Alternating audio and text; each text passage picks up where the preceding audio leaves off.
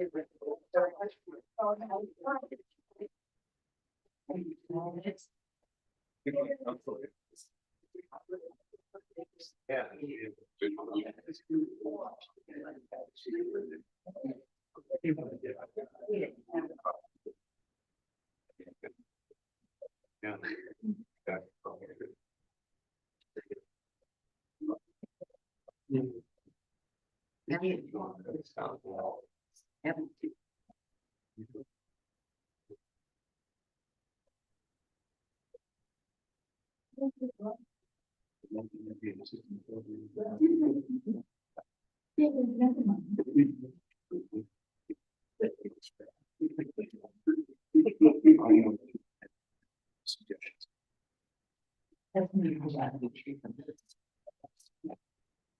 Yeah. Yeah, I didn't even go any further. Yeah.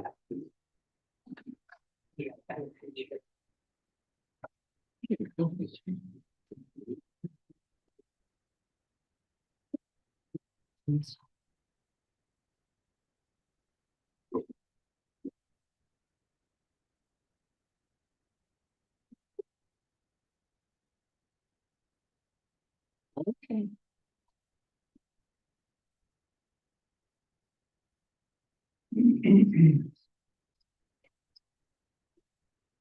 Call the meeting to order, everybody stand for the pledge of allegiance, please. Turn off your phones if you haven't. Pledge allegiance to the flag of the United States of America, to the Republic, one nation, indivisible, with liberty.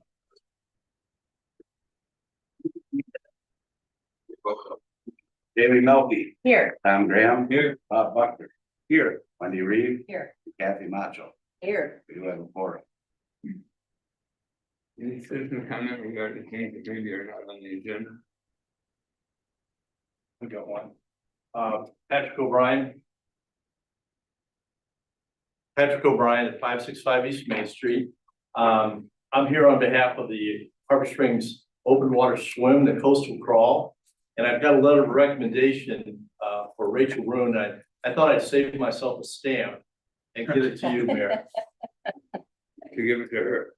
Well, you would do me the honor, please. You read it? No, don't take the time, but the coastal crawl is been going on since 1991, a long time. But most people around Harbor Springs aren't even aware of it because it's over and done with before church service lets out. So I just wanted to comment that it's become a real part of the Harbor Springs fabric of life. One of the reasons people enjoy being around here. So it's important, and Rachel, the Parks Director, did a really nice job supporting the swim in all these little ways and big ways that mean a lot. So I really wanted to let her know, let you know, Mayor, and the council, that she did a really nice job. Thank you.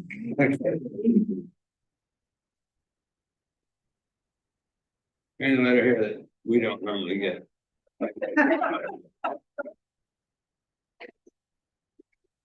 Yes, sir.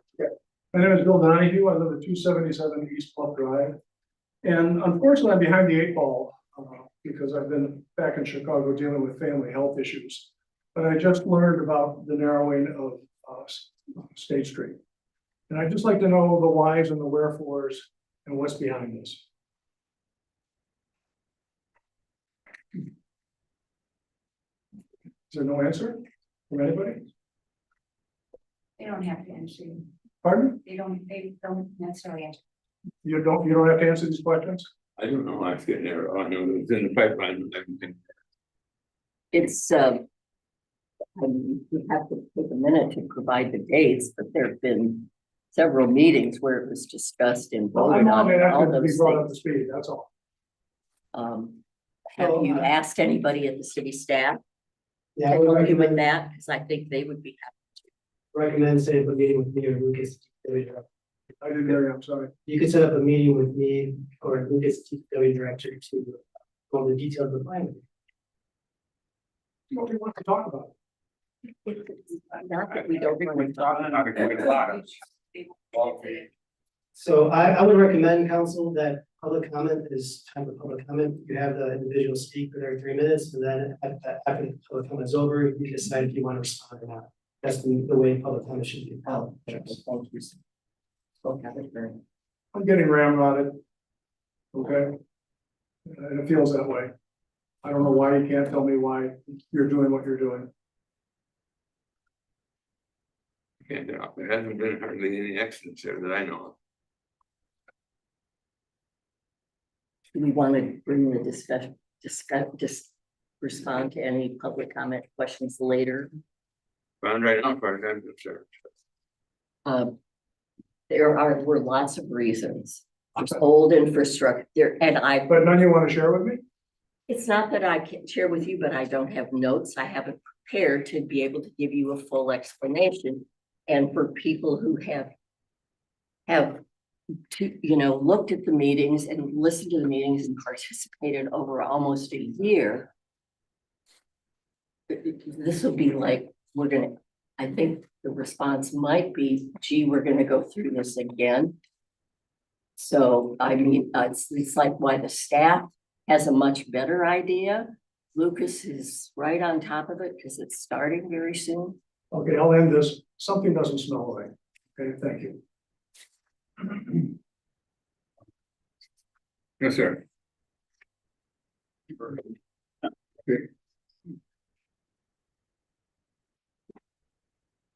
Hi, my name is Kevin Guitry at 129 East Bluff. I was here 2 or 3 weeks ago and I kind of brought up this State Street East Bluff narrowing situation at the time. Kathy, I asked that you guys revisit that were on the city council or mayor previously. And then I found out, maybe you guys did talk about it, but that it's going through. And so I've got concerns, other people on East Bluff have concerns. And I guess I just still don't understand it, right? So East Bluff to make that much narrower, seems like that would lead to being a one-way street. My understanding is that the intentions are not to make East Bluff a one-way street. Is that still true? That's correct. That's true, okay. Because the guys that are doing the construction, I think they're called Manthe Construction, they were out surveying and I went up and I was talking to them and they were kind of walking me through how they're gonna extend making that hard right turn onto Bluff. I said, it's hard to make that now. I said, when you narrow the street, is somebody actually gonna be able to take a right there? To kind of laugh, they're like, no way, that's not gonna be possible. So I found that, really? Well, that's interesting. Because I want to be able to come out through town and take a right up the street. Going west, it's gonna be right turn only. Which creates, right, so if I go on East Bluff and I go west to State Street, there's a right turn. That's only. not correct. That's not true. That is not, Oh, so, okay, the blueprints. so that hasn't changed. And it was discussed at some point, but that did not change. It will still be two-way. So if I'm on East Bluff and I'm at that stop sign at State, I will be able to go left into town?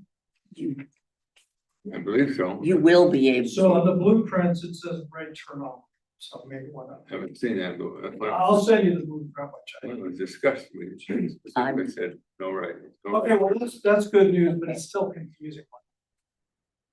So, and then on State Street, I think all the plumbing and, all the new pipes absolutely needed, making that much, narrower road. I still think is gonna cause a bottleneck. And I just wonder, is that maybe because ultimately we want to have traffic go up Hoyt and go left on Lake? Just doesn't kind of make sense to make that so narrow on a very busy road. So I don't know if there's any, Jamie, you can share why, or somebody, why we're doing that. Or Tom or anybody, whoever. Mechanics, right? I think you need to set up a meeting with Victor or Lucas to discuss all of these plans. Because I don't think there was a traffic study performed unless I missed that. I think that would be a good idea. Also, I'm not sure if there's been any soil testing, putting all that cement, trimming that bluff and putting cement, I know I'm not allowed to cut down trees, so there's an issue with having that bluff be solid. And I wonder if a soil study would be appropriate. So I guess I just feel like, hey, you guys do a great job. Thank you, by the way. It's a thankless job. I really, you guys do a great job. But I've been coming up here 62 years. I've owned that home 21 years, not a complainer. It just doesn't pencil because I think all the money we're putting into those things, we should save up so someday we can bury the power lines, which would be a real boon to the city in terms of beautification and safety, ice storms and stuff like that would be prevented. So those are my comments. I would love if you guys could sort of revisit this with the community.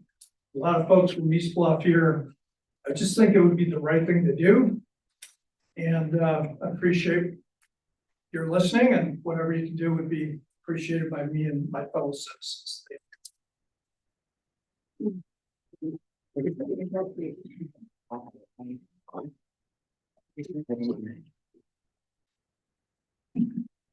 Good evening. My name is Audrey Chapman and I live at 120 East Summit Street. I happen to be directly impacted by that project. I live on the corner of State and Summit. Well over a year ago, when this project was started, we got a letter from the city saying, we're having a meeting. We want you to come and see what's happening and what's happening. My husband and I were going to be out of town. We came down here. Lucas and Nick even met with us with the plans and showed us what was happening and explained why it had to happen, why the project had to take place. And it makes total sense. And for you to expect the city council to know the nitty gritty of all the details is it's not right. Lucas would be happy to sit down with you anytime and take those plans out and explain to you exactly why they have to narrow it. Because of the water runoff, because our property is undercutted a lot by the torrential rain coming down there. There are a lot of reasons why that project is taking place. Go see Lucas and he'll explain it to you. Thank you. Let's get. Good evening, City Council. Gary Goff again, Houston Road. I'm speaking today to remind Council that Preservation 49740, assumed to be nonprofit, is continuing its effort to pursue the creation of a historic commission for the city of Harbor Springs. If realized, this commission would assist in the stewardship of historic buildings and places within the city. Thank you.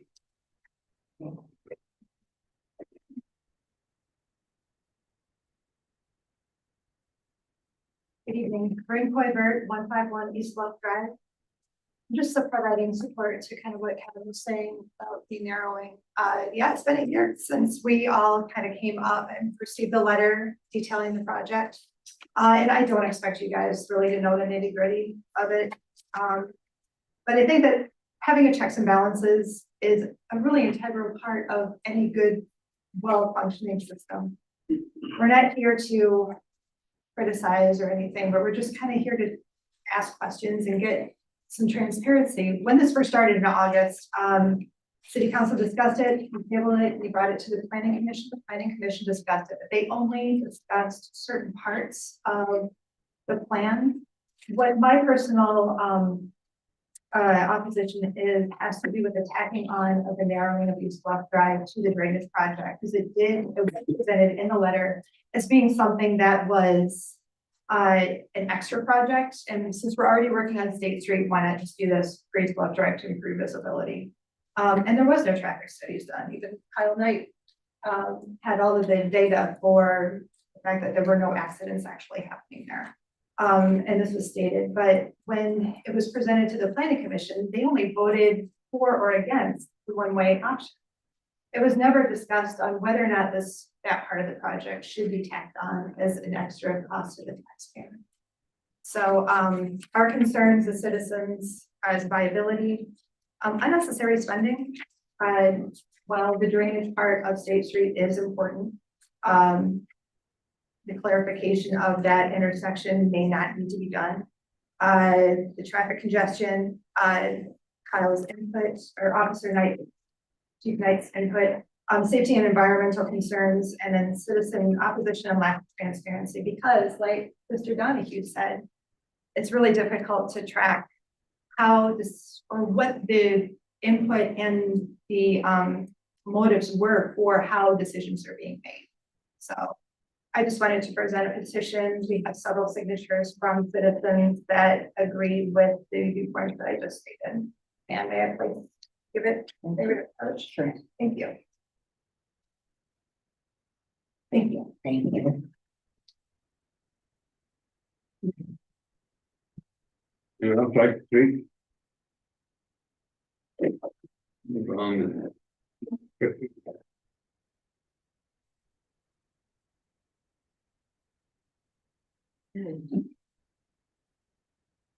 Like for New Zealand, day. What? You have to approve the agenda. Yeah. Were we over the public comment? I'm sorry, I couldn't hear. Can I make one more public? Sure can, go ahead. No, this is mentioned, and Kevin did bring it up. My name's Helen Gitry. I live at 129 East Bluff.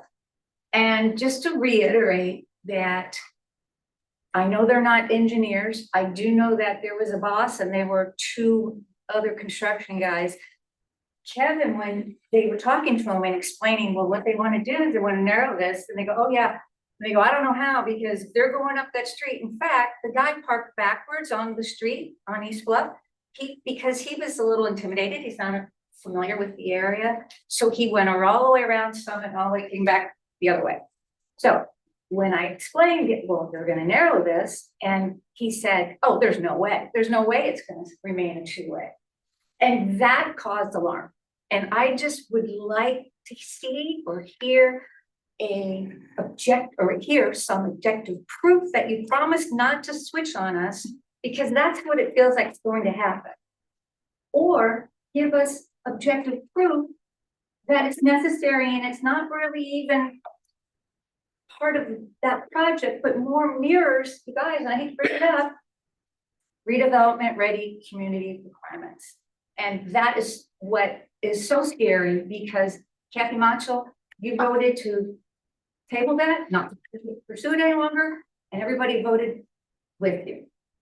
And then I'm thinking, well, when we're over there going, whew, thank goodness, they're over there continuing these projects that mirror our RC requirements. And not that it is, no one's saying that anyone's doing anything wrong, so much as they're not really being upfront. And I just would wish someone could confirm that as well, and just so I can feel better about listening to city council and what everyone has to say. Thank you.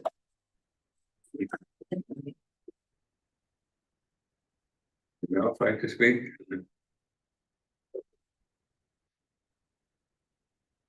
Any comments on the agenda? Approval of the agenda? Mr. Mayor, I would like to request that we put the city manager's report right before we go into closed session. Okay. Okay.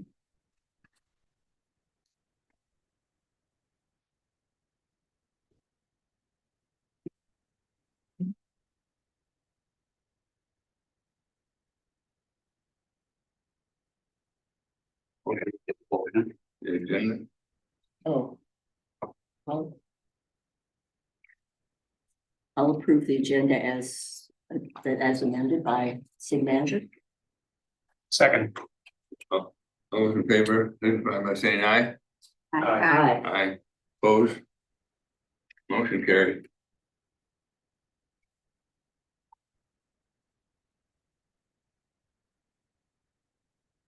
Okay. Consent? We are on the consent agenda. The consent agenda. I thought we were done with it.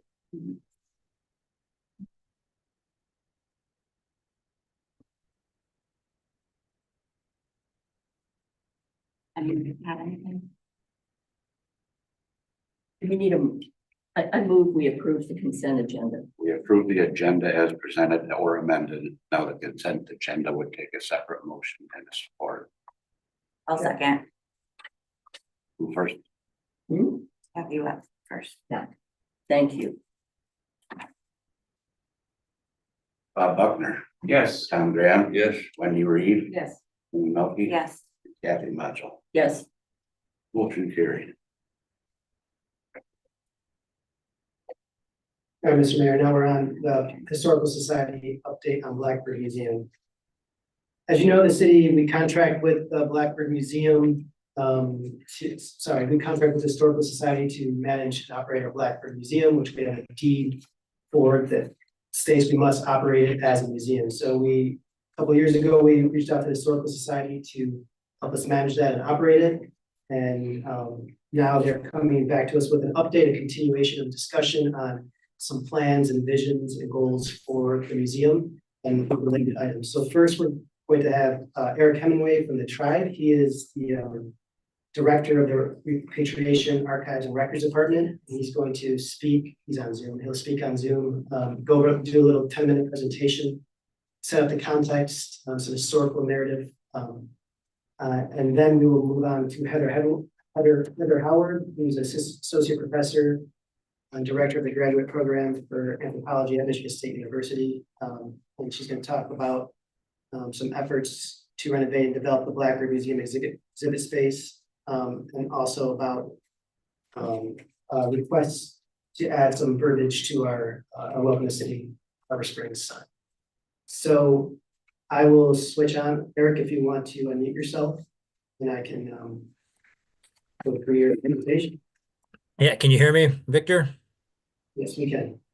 All right, can I share my screen as the next question?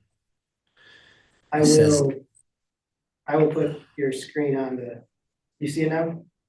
Yep, I see it. Well, I'll control it, so you just let me know. All right, so thanks everybody for this time tonight. My name is Eric Hemingway, and I'm the Director of Archives and Records for the Little Traverse Bay Band of Odawa Indians. So I work in the history department, and this is really the meat and potatoes of what we do is creating exhibits and historical public education. So I'm really excited to be here tonight to give a little preview, I would hope, of what could be done at the Blackbird Museum and the possibilities. This is just a direction of where this could go with the museum. This isn't the definitive script, or this is not exactly what's going to go on the walls, but I just want to give you an idea of what this could be in this very historic spot of the Blackbird Museum. So this would be a story that doesn't solely center on the house or even Blackbird himself. It would be about the Waganuxing, the land of the crooked tree, and that how this area that we call Harbor Springs has a much greater impact and outreach on not just Michigan of the United States and even international history. So this is going to be a large like spider web, and the nexus of the spider web often connects here at Harbor Springs. So we're going to have that type of message throughout this, and really wanted to start the message with the Anishinaabe Odawa names for this place that we call Waganuxing. And so this is a map that was created by Moses Gibson. He's actually a Harbor Springs guy from the early 20th century, and he worked at the Blackbird Museum. So Moses forgot more than I'll ever know. So that he's a great wealth of information, and he left this map at the Bentley Library. And so this is the type of material that would be shared within the Blackbird. This is a primary source that was created by a Waganuxing Odawa, by a Harbor Springs Odawa. So we'll try to use as many of these types of materials as possible to tell this story of Waganuxing and Harbor Springs and of the Odawa. So, but for me, I feel like it has to start with the place, the name of the place, the people, and I can't think of a better example that exemplifies that than this map. It has descriptions of the names, the translations, and not just of the towns themselves, but some of the other cultural locations that Moses labeled on this map. So this is where the story always starts and always ends, is with the Waganuxing land itself, including the Beaver Islands and things like Wagashans Point and so on and so forth. So this is be one of the examples of how the homeland is related to the general public. Next one, Victor. So a mix of old and new. And so this map was created by the Little Traverse Archives and the Little Traverse GIS department. And we wanted to show a more modern map to complement something that Moses did. And this map shows the entire Waganuxing area. And for those of you who don't know, the Little Traverse Bay Bands, plural, is made up of 9 different Odawa communities, that being Harbor Springs, Bay Shore, Charlevoix, Petoskey, Goodhart, Cross Village, Burt Lake, the Beaver Islands, and the North Shore. The North Shore is being from St. Ignace to basically Badenoch. And so this map was created by the GIS and Archive Department for Little Traverse to show the entirety of the Waganuxing area. So people can get a feel that it isn't just 1 or 2 villages, it's a sum of the greater parts. And so I think just having a modern map and an old school map is a good way to show that natives are not regulated to the past, they are still here. And this would help with relaying information to the public of, that the tribe is a federally recognized tribe. It's a tribal government operating in Emmett County, with Harbor Springs being the seat of that government up on Pleasant View Road. So we'll implement some of these more modern examples of the tribe's presence in history throughout the exhibit as well. Next one. So I use this image. It's one of the oldest sketches of an Ottawa or Odawa individual from Mackinac, 1700. And so we're going to try to show how the people looked hundreds of years ago, bringing it to the present day. And this image also exemplifies the presence of the tribe in the area, but also this will be a segue into a lot more of the complex stories that the Odawa are part of. Being here in the Great Lakes, we're not just fur traders, we're not just fishermen. There's large conflicts that take place between other tribes.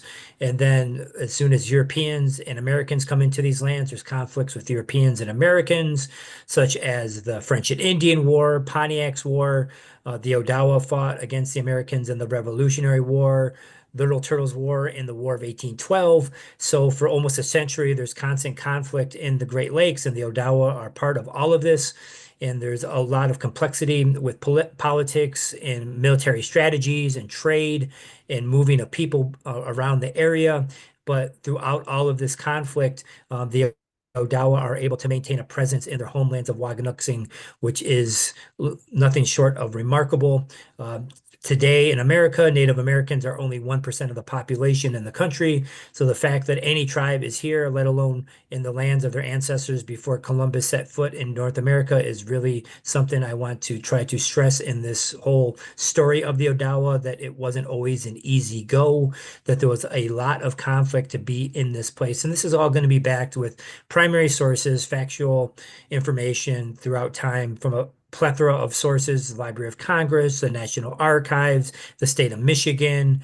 There's a lot of different sources that we can pull on to show the entirety of this story. So it's not just going to be just one source. Next, Victor. So we do have some individual bios that we want to showcase in this exhibit. And we have stories of heroes and individuals from our community that we want to share with the public. And this is one of these individuals. This is a Siganak, the red-winged blackbird.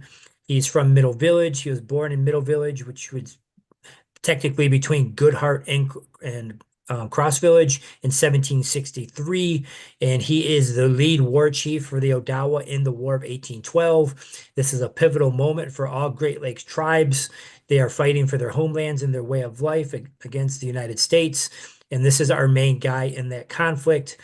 He is the uncle to Andrew J. Blackbird, so he has a direct tie to Blackbird's family. Andrew J. Blackbird's father, Blackbird, Muckadee Penasay, is a war chief with Isiganak, so they are brothers in arms. They fight in combat during the War of 1812, and Blackbird's war canoes leave Harbor Springs Bay. So it's a very different scene than what we see right now with all the yachts and other boats. But if we went back in time 200 years, it was all war canoes leaving to go to Montreal, or going to Niagara, Prairie du Chien, Mackinac Island. So people are leaving in big numbers to take up arms. But this is our main guy from that time period.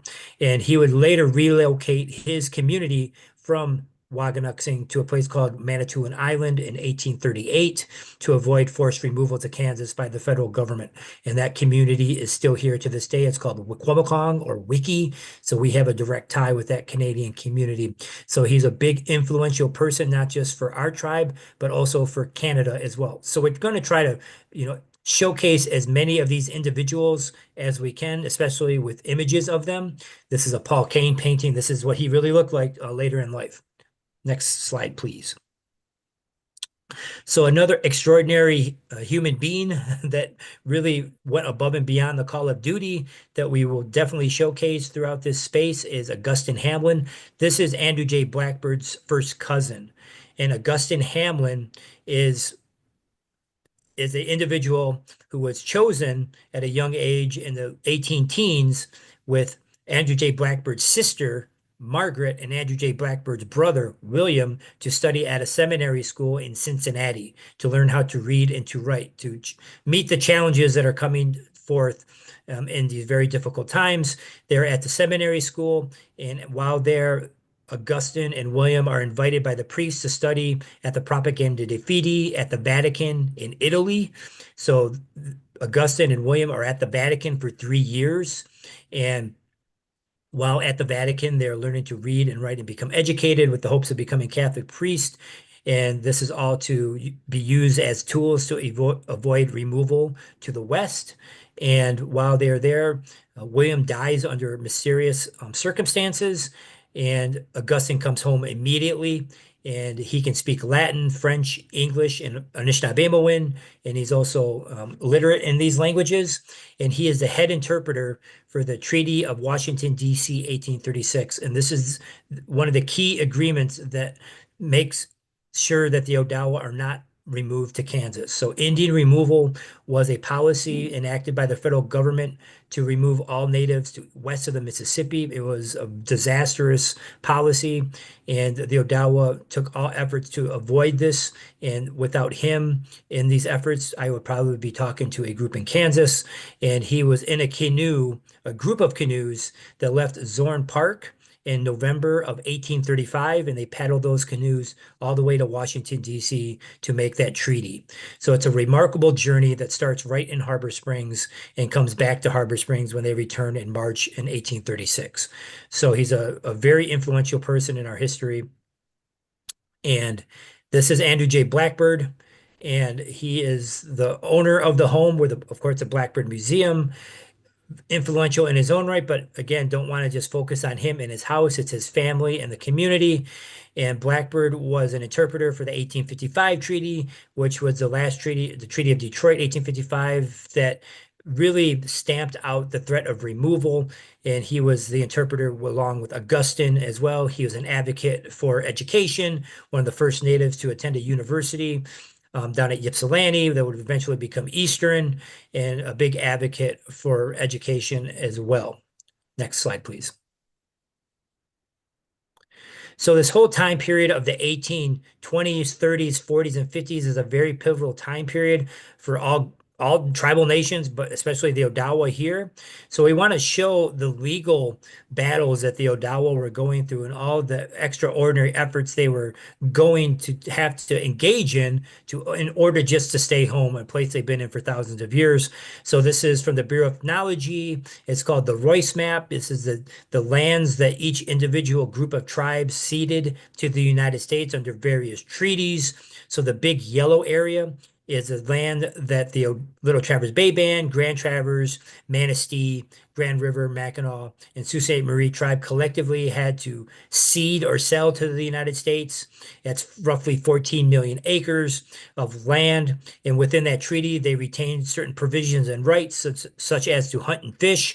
And these rights would be contested later in the 20th century, in the 1970s, especially fishing rights.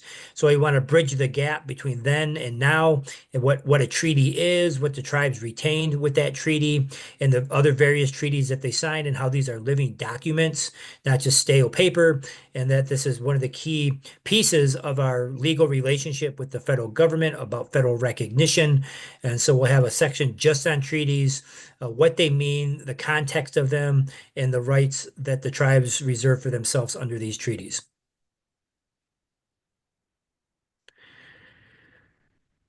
So we want to come back to Harbor Springs as much as we can with this exhibit space. And one of the individuals that we'll talk about without a doubt is Margaret Boyd.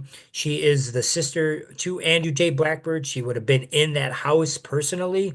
And Margaret was with her brother and cousin at the seminary school.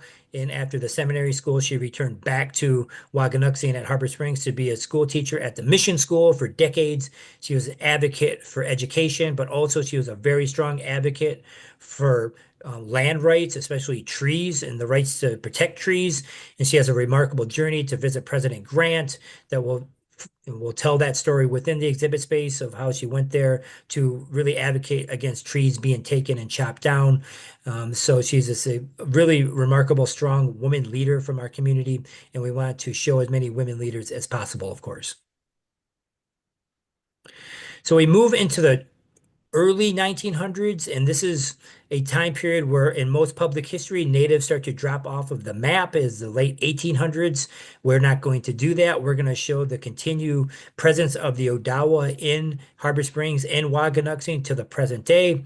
And we're doing this through, again, remarkable efforts of the Odawa to fight for their rights. And this is a delegation that went to DC in 1900 to fight for monies owed under the 1855 treaty.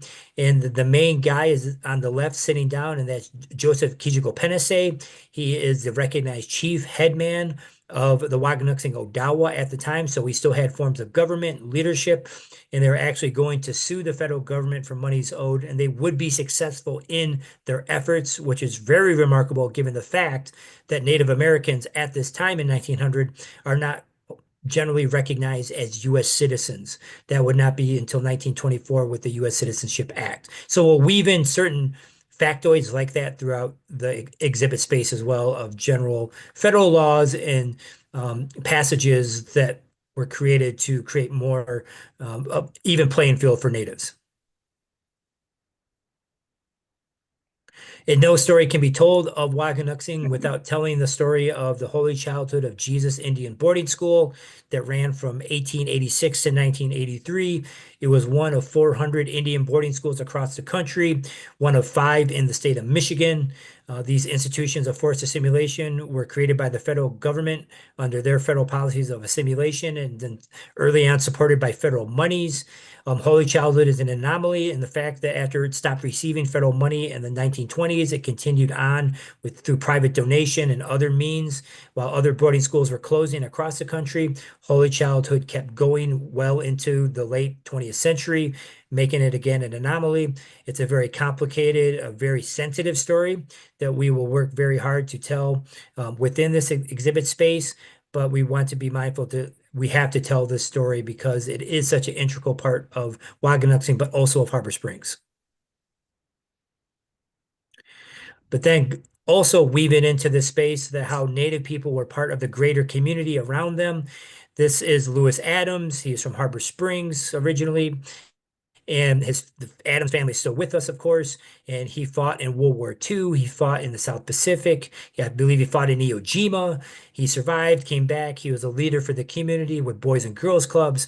So we want to show with this that how the Odawa community was, partaking. They have, in this armed forces, in the workforce, in schools, in sports, that they're very much a part of the community here in Harbor Springs and in Emmett County, participating just in daily life like everybody else. So we're not just segregated onto the reservation, not just segregated, strictly into these very, stereotypical areas, but they were very much in and around the community just like we are today.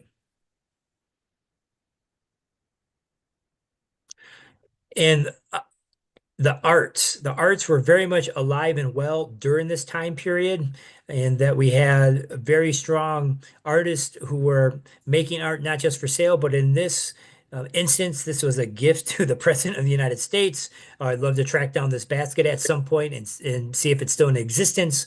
So Odawa art was very high profile. People were coming from all over the state and sometimes the country to buy art, whether it's at the docks in Harbor Springs or at the pageants and plays or in Cross Village at the powwow. But the art was very much in the public eye. It was a continuation of culture, a continuity of tradition within the area, and that the Odawa are, very much, stewards of the land. They were making sure that they were taking care of the land to make their art. And so the arts will definitely have a place in this exhibit.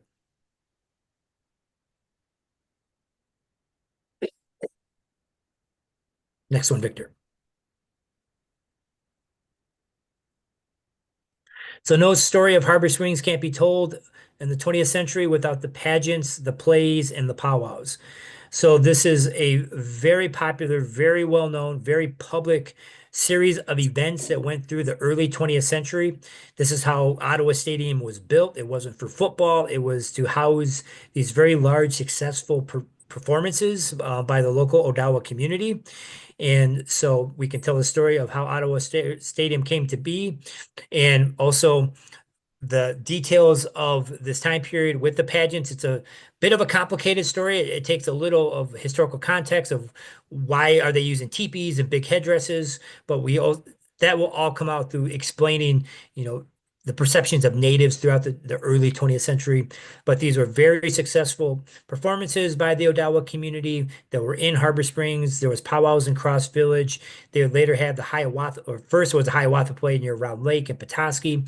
So lots to go on with a lot of visual content with this, but we're definitely going to flesh out, the entirety of the complexity of this time period.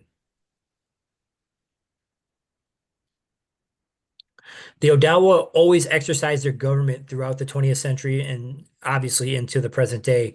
And the governing body for the most part for the Odawa in the 20th century was the Northern Michigan Ottawa Association. And it was created by Robert and Juanita Dominic. They are seated in this photo at the far end of the table. And they were this power couple that championed Odawa rights. They were looking at pursuing claims against the United States for more monies owed to the tribes under the Indian Claims Commission, but they were also advocates for education rights, fishing rights. They would host powwows and other cultural events. They would create roles of membership for enrollment into the NMOA for they would issue their own fishing licenses. So they were very much on the forefront of fishing rights in the 1960s and 70s, along with other treaty rights. So we will go into how the tribe wasn't just all about pageants and plays and performances, but on the other side of this, they were very much pursuing their treaty rights, their legal rights, their natural resource rights, all of the rights throughout the 20th century. And then again, coming back to just this tremendous amount of art and visual culture that's being produced out of Waganux, especially Harbor Springs.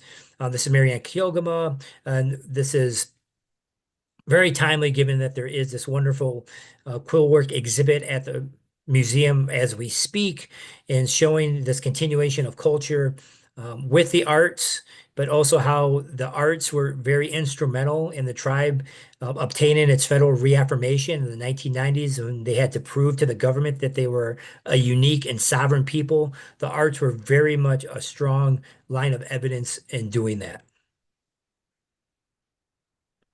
Then we get into the 1970s and 80s, where the tribe is moving in a new direction of self-governance, and the tribe is looking at obtaining federal recognition. And this would be a new era of leadership, a new era of relationship with the federal government, the state, and the local community. And the tribe was organizing in a big way in the 1980s in Cross Village, Harbor Springs, Petoskey, of reestablishing its legal trust relationship with the United States under those treaties that they signed in 1836 and 1855. So this is more recent, but very important history, because without the events of the 1980s, we would not be where we are today as a tribal government. So we'll definitely go into some detail about what was happening in the 1980s.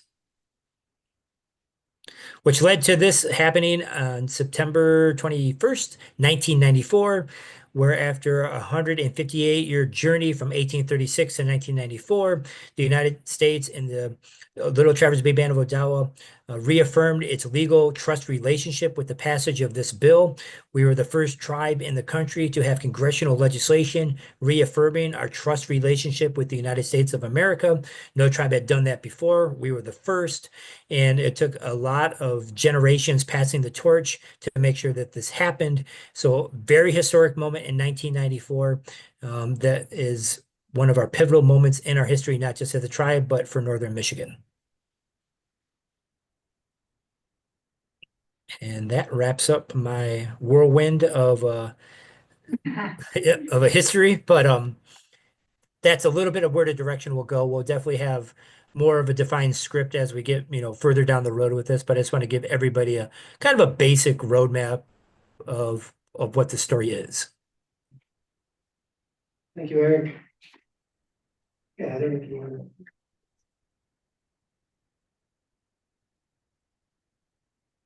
Thank you, Eric, and thank you, Eric, and thank you to Mayor Graham and council for hearing our presentation and listening to that backdrop, which really sets the stage well for the proposal that I've been asked on behalf of an ad hoc committee that's been working with the Historical Society and some community members on this redevelopment of the Blackbird Museum.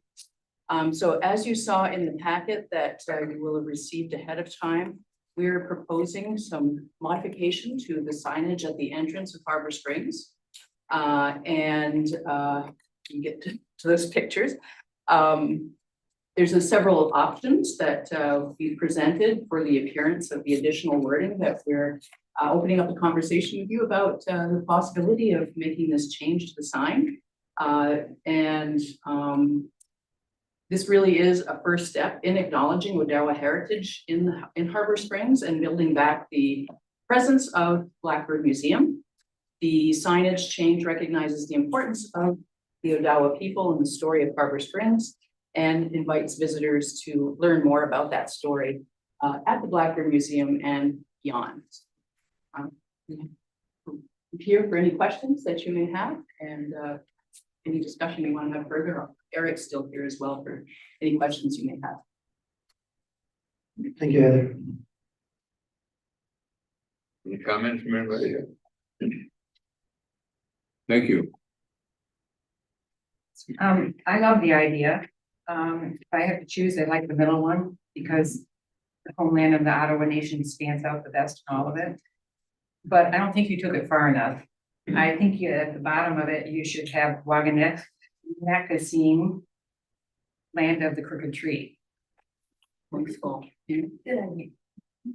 Yeah, we're really here just for that kind of feedback, Wendy. Thank you. We aren't presenting a firm design for you. We haven't delved into cost. You can see that we've tried to make a minimal structural change.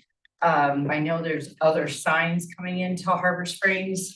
It's just a matter of this is the gateway as you enter our community. There used to be license plates, things that people put on their license plate that said similar language. So we're looking for suggestions, feedback, and we'd like to work with the city on cost-effective solution as well. Maybe you can do the license plates again. I would love to, absolutely. You guys have a license plate? We have a photo of one compliments of the Tom Graham collection. We did not include that in our presentation, but I do have that in. So that goes above this. Yes, have you seen it? Would you like to have one? Yes, you have one? I have one in my office as we speak. If you want to walk and go get that, I think that'd be great. In your office. It's up on the top right corner by the printer somewhere. Right under the plate. Just like I had to chase Tom Graham down for a photo of it. It's just in your office.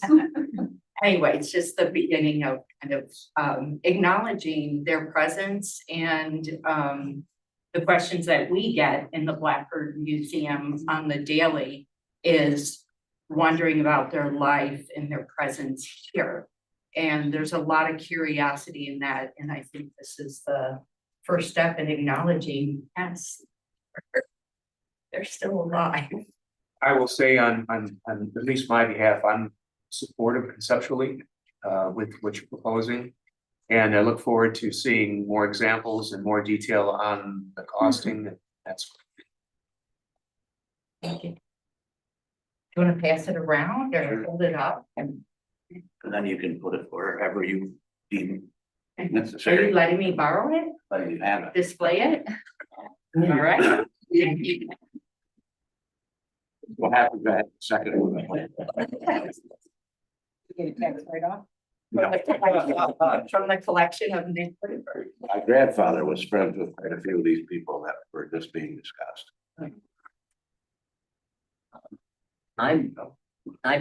Thank you for the presentation. It was a lot of really interesting, really good information, and I'm generally favorable of looking at this. I think it's good, and I mean, I'm very interested in the history. So.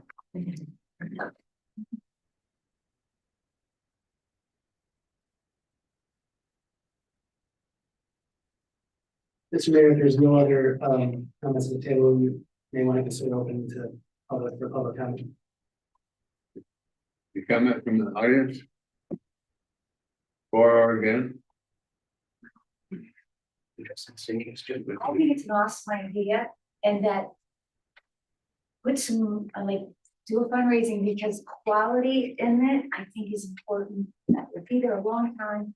Will stand the weather and be something real solid for years and years to come. Not just like plain, like make solid brick, bronze. I think it's important. We'll work with the city on that. I hope so. Here's what it looks like. Just- Yeah, Oh, thank that's you. nice. So that's kind of hearkening to history. So, and this says Ottawa Indian capital. Do you know what year, Tom? 70s, I'd say in the 50s, I'm pretty sure. 50s? Garfield had these Indian Foundation, he had it. Michigan Indian Foundation had it. Yes, go ahead. I just wondered, will this be in addition to all the other signs that's welcome to Harbor Springs, or this replace some of them? Because we have a bunch up there already. Well, our concept is to join them. That's why we've presented something that's graphically, the idea is the connection, not Another. yeah, we're not separating it again. Just a reminder to state your name and your address. Sandy Wolf, 577 East Bluff. Thank you. So hopefully something cohesive is our. This is just a discussion, not a motion. So Mayor, we do have a hand raised on Zoom. Okay. Anne's iPad. Hello, this is Ann Askew at 153 Zoll Street.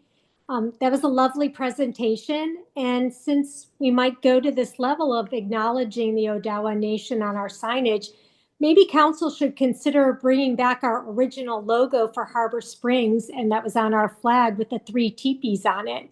Why it was ever changed, I don't think anyone ever knows, but it was a very nice logo and would fit nicely with what the presentation was and what they're thinking of doing for the signage. Thank you. Any further discussion?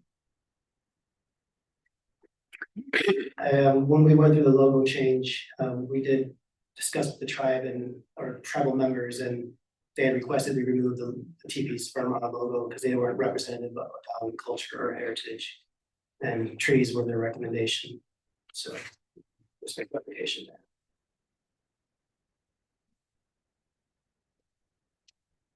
there. Good. Sidewalk report.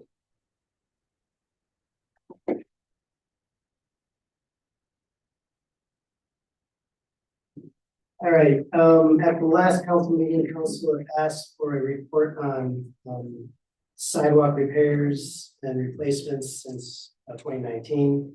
I had asked Clerk Whitaker and DPW Director Lucas Banerjee for a report on total costs, total money spent by the city for sidewalk repairs, as well as list of locations. Just for some brief historical background. Let me set up the city code, what the city code says. The city code states that for the city to replace sidewalks, the cost would be 2/3 burdened by the property owner, muddy the sidewalk, and then 1/3 by the city. The process would be that if the city found a sidewalk to be dangerous or could be liable if someone could create some liability for the city. This city would send a letter after resolution by city council that this sidewalk is dangerous, and then a letter would be sent to the resident mandating that they fix the sidewalk, and then we would reimburse them 1/3 of that cost. In 2017, November 2017, city council put on the ballot question, a street millage ballot, which included that language was that the money would be used for sidewalk repairs and replacement.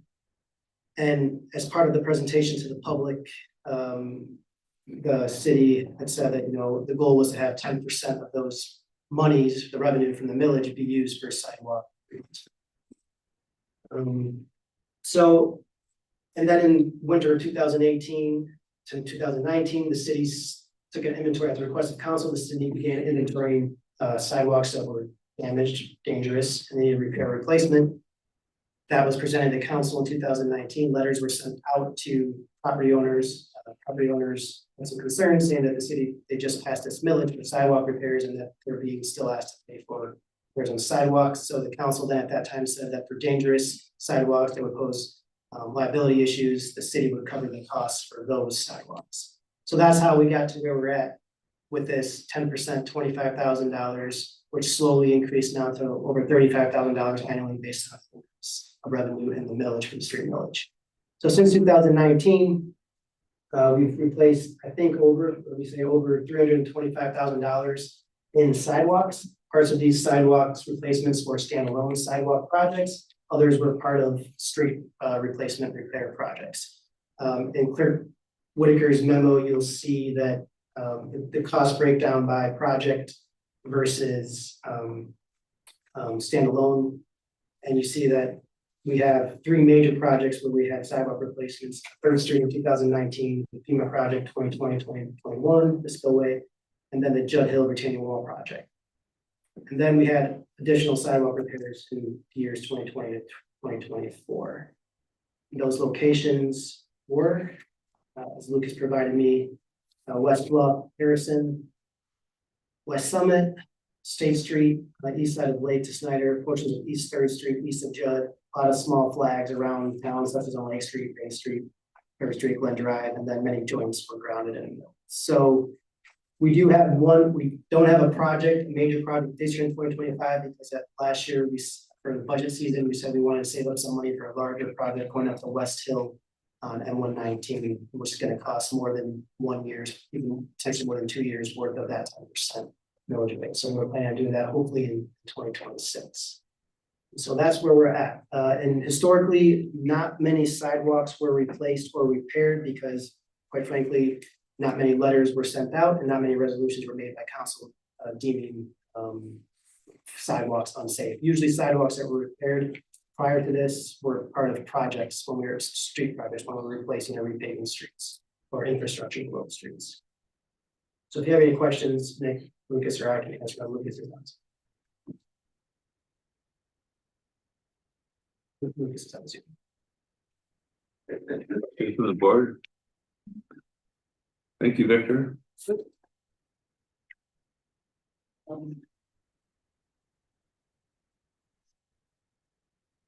in the list of sidewalk repairs that the city compiled in 2019, have all of those been repaired? The list from 2018 and 2019, not all those sidewalks have been repaired yet. There's a few outstanding ones. And it sounds like if a citizen wants the sidewalk in front of their house or somewhere in the city repaired, they would have to ask council to make a resolution to repair that particular sidewalk. We would have to vote upon it. And that's how they would get it done. Not quite. So if a citizen wanted to repair a sidewalk on their own, they cover the entire cost by themselves. if they wanted to assume the entire cost, then they could just repair a sidewalk with city permission. They don't need to go to council. However, if council wants to mandate that they have to repair their sidewalk, then the council has to adopt a resolution mandating that they. For repair. each particular sidewalk repair. Yes, I mean, we could do it, we could do it all at once for several, but I think the cleanest way is a resolution for each specific property owner.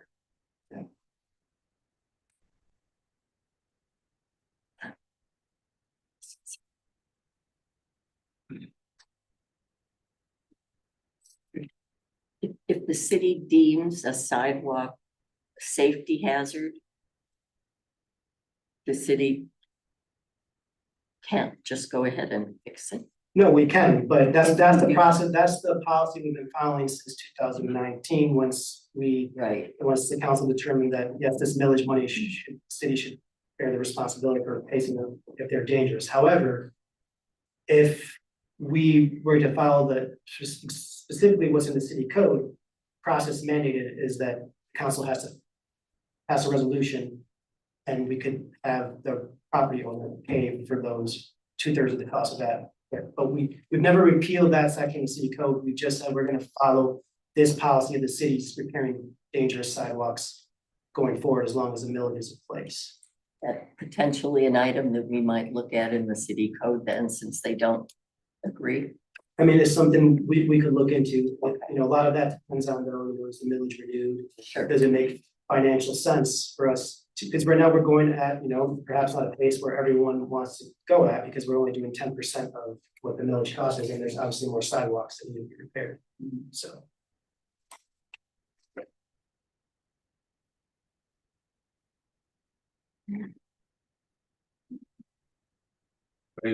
Energy umbrella program. That's right, we do have some public comments, so if you want.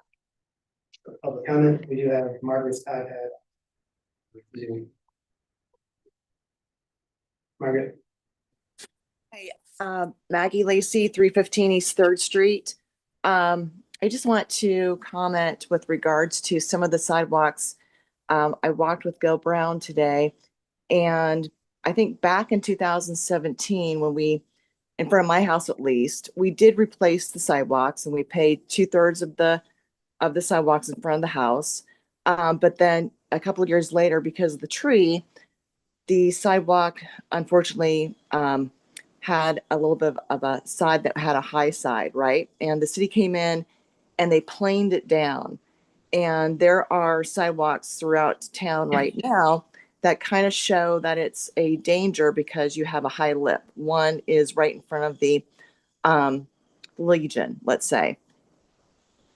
I don't know who did the planing of the sidewalks, but you can walk down 3rd Street, some on Main Street, and see where, because of the tree roots, it did bring up the sidewalk.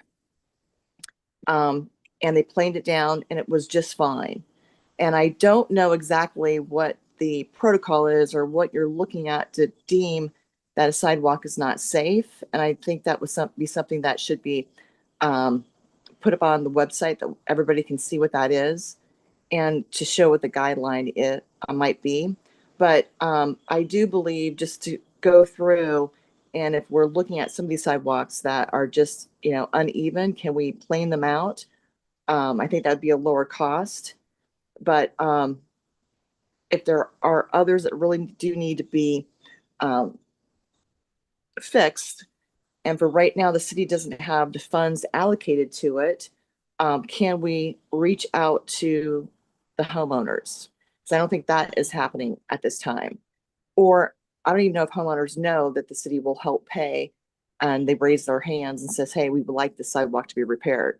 I think somebody on East Third did that, reached out to you, and they did repair their sidewalk. But I think maybe this needs to be a more outward campaign about working with our sidewalks, making sure they're safe. Thank you.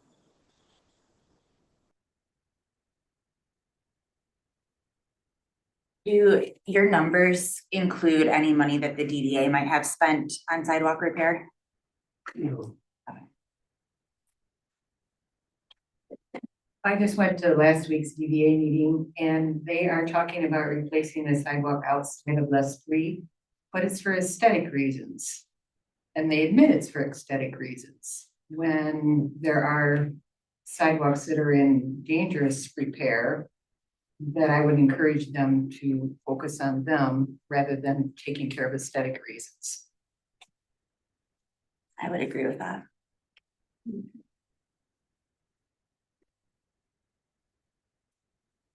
Did they say specifically at the meeting which sidewalk? I didn't hear if you said which one it was, I'm It's sorry. the one outside the street. Oh, Les, thank you. And they're focused on the brick area that is up against the building. They want to take out the brick that wraps around the building and make it all concrete. But they're not talking to the building owner who probably paid for that brick to go in there. And then it goes around the building and is in their doorway and then continues, I think, over to the Whitty Gallery as well. I see what you're talking about. So I encourage them to work with the building owners on this. And I look at, there's, I think, 2 or 3 squares outside the American Legion on State Street that are in terrible condition, that I would rather see them replace those than replace the space outside those 3. Somebody from the Legion did bring that up to me recently as well, so. Yeah. Okay.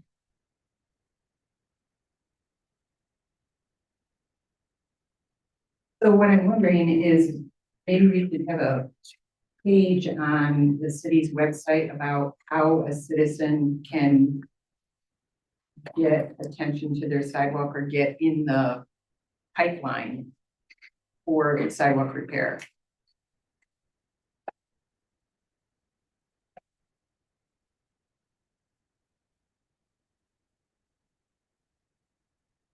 I think the way would be to contact Lucas, and Lucas will assess if it's dangerous or not.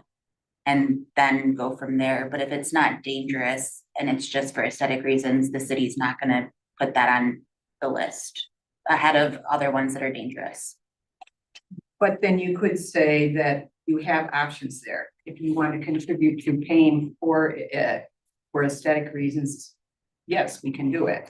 I think that they would have to pay for it themselves. If it's just for aesthetic, because we want to use the money we have to take care of the dangerous spots before we repair But I things. think that if we said that in the website, that would answer a lot of confusion. That makes sense. What's the definition of dangerous for sidewalk? There's a standard that Lucas has, and you can get the details on, but I believe it's a 3-inch. Yeah, that would, something the insurance company. Lucas is talking about.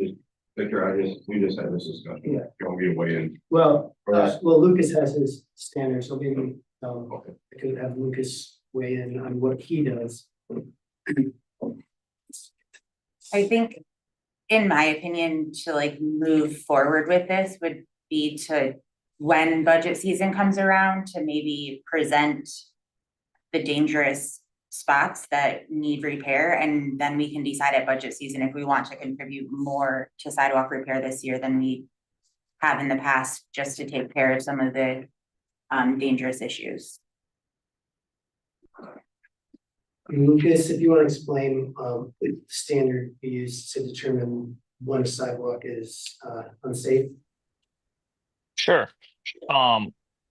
For a long time, we had gone with, for the liability, a 3-inch trip hazard. Kyle and I did just have a conversation, and he actually had officers that were in a conference with our insurance representative, and that threshold is not 3 anymore, it is 2. So we will adjust that specifically to 2 inches. That being said, there are only a few spots that do meet that threshold, and we typically have been replacing them before they get that back or grinding them down. But that would be the standard that we have been going on.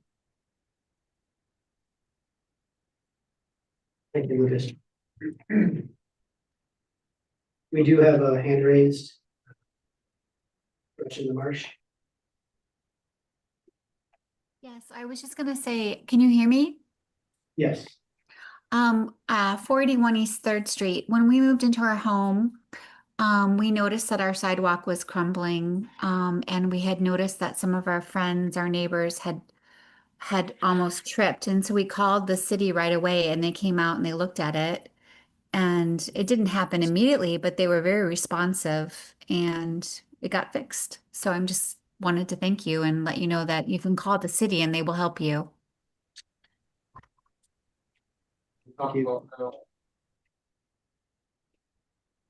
So Victor, if I'm understanding correctly, then there is not an inventory of quote dangerous sidewalks that are lagging in terms of the city addressing it. Yeah, there's a watch list, basically, there's the list that was created for 2019, but there's also additional sidewalks that, Lucas keeps track of, Right. these guys keep track of. There's not a whole spreadsheet of sidewalks, and if that's what you're asking for, but there's, they do keep track of them, they watch out. Okay.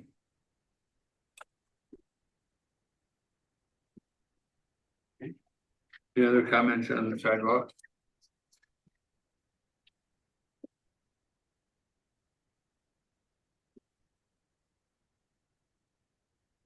Victor, you want to talk about the low income?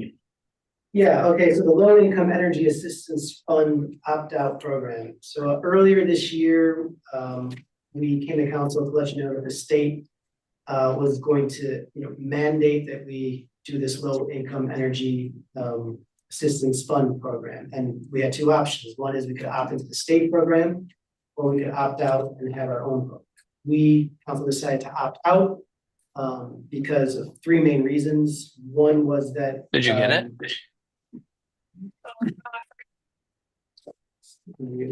Wordle. I'm sitting in there trying to figure it out. Could have went really bad. Okay, so continuing. So yeah, so the one reason was because low energy, if we keep the program in the city's hands, that means the low income assistance is only going to go to our electric customers. If we opted into the state's program, the state take the money and it could be used for any resident in the state. And this is assistance for both electric bills and heat bills. So even though we aren't a heating utility, we're only an electric utility, we still have to provide energy assistance for customers who are unable to pay their heat bills. We also decided to do it because it's a relatively minor administrative burden on the city. The most time-consuming part is creating the program, which is not that much time involved into it, and as well as end of year reporting. But we have a spreadsheet template that we could use to plug in all the numbers, so it won't be too difficult. Of course, we don't know how many applicants we're going to receive for the program. But another reason is now we're legally allowed to shut off customers for non-payment in the winter. So, for example, we always have customers pay. If they can't pay, but they're low income, they can fill out now with this program a form to apply for assistance. But if you can afford to pay and you're just not paying your bills, then we can shut your electricity off. So that's one benefit the city has, is some sort of a stick now that we can use. But the main aspects of our program, so we created this program based on state requirements and recommendations, knowing that this is, we're one of few municipalities that are doing this. So we're kind of, new territory for us. So this first year is kind of going to be like a trial year. We're going to see what works and what doesn't work. But I've been on several meetings with our electric association, the MMEA. They've been guiding us through this process, and we've been talking with other municipalities on what they're doing for this program. So I listed the program is attached, the details, but generally what we have here is the city is creating a fund to assist low-income residential electric customers with electric equipment. Low income is defined as 60% if your household income is at 60% or below state median income for your household size. Each electric customer will be charged a monthly surcharge of $125. And that is the rate that the state is using for their program. And those revenues will be deposited into this low income energy assistance fund. At the end of each year, we'll see how much money is left in the fund. And then the next year's charge, the amount we charge residents on a monthly basis is gonna be just the amount needed to replenish that fund to what it was before. So depending on the usage, we could either have to charge $125 monthly again for resident electric customers, or it could be much less than that, how much of this is used. And finally, customers are capped at receiving $3,500 annually. So there's, that way no one's really taking advantage of the system. So, or try to minimize that. Of course, there's other parts of the program, as you saw. So, but we need to notify per state law customers before October 1st of this. And we just don't have enough room on our electric bills to just put a little thing. Our electric bill handles are very small. So we're gonna send out a separate mailing to all our electric customers. And that'll be a cost. However, we are allowed to recap up to 5% of the administrative costs for administrating this program. So that'll help us a little bit. So yep, the program is here. And one pager, the table of low income right now is 2025. It's a table of what constitutes low income for household size. Then we have an application for it. So at this point, I will take any suggestions or recommendations from council, any changes or any ideas on the program. Like I said, I tried to match some of this stuff to what state's doing as well as what other utilities are doing. And again, we don't know how this is going to work. We don't know how many customers are actually taking advantage of this. But I mean, we're taking advantage in 24. We've never had this program before, so this is the first time. I like the sounds of the program. I think it makes good sense. It's a good way to take care of the less fortunate in the community. The fund is gonna be around $4,900, if I'm doing my math correct. Is that correct? 49. No, it's gonna be around 60,000. It's 125 per month. Oh, yeah, per month, okay. We have 33,886 customers. It's So it's $15 a year times 38, 86. Yeah, 58. Great. Okay. And of course, the number of customers meters we have changed per year, but not drastically. And one of the main things, if I could just pipe in on that 58 grand, however it works out, we don't know yet, but if we were to submit that to the state as part of the overall program, it's gone. Oh, I It would be coming back. Right. So if we go through the first year and we only dole out 10 grand, we only have 48 left. We only have to fund it back to that level the following year, so we could lower the 125, maybe down to 50 cents or whatever the numbers are. So Right. I just don't want money to go out of the community and never return. Yeah. Does this mean that after October 1st, when we started to collect, we can actually use the benefit, or do we have to wait till we've collected a certain amount?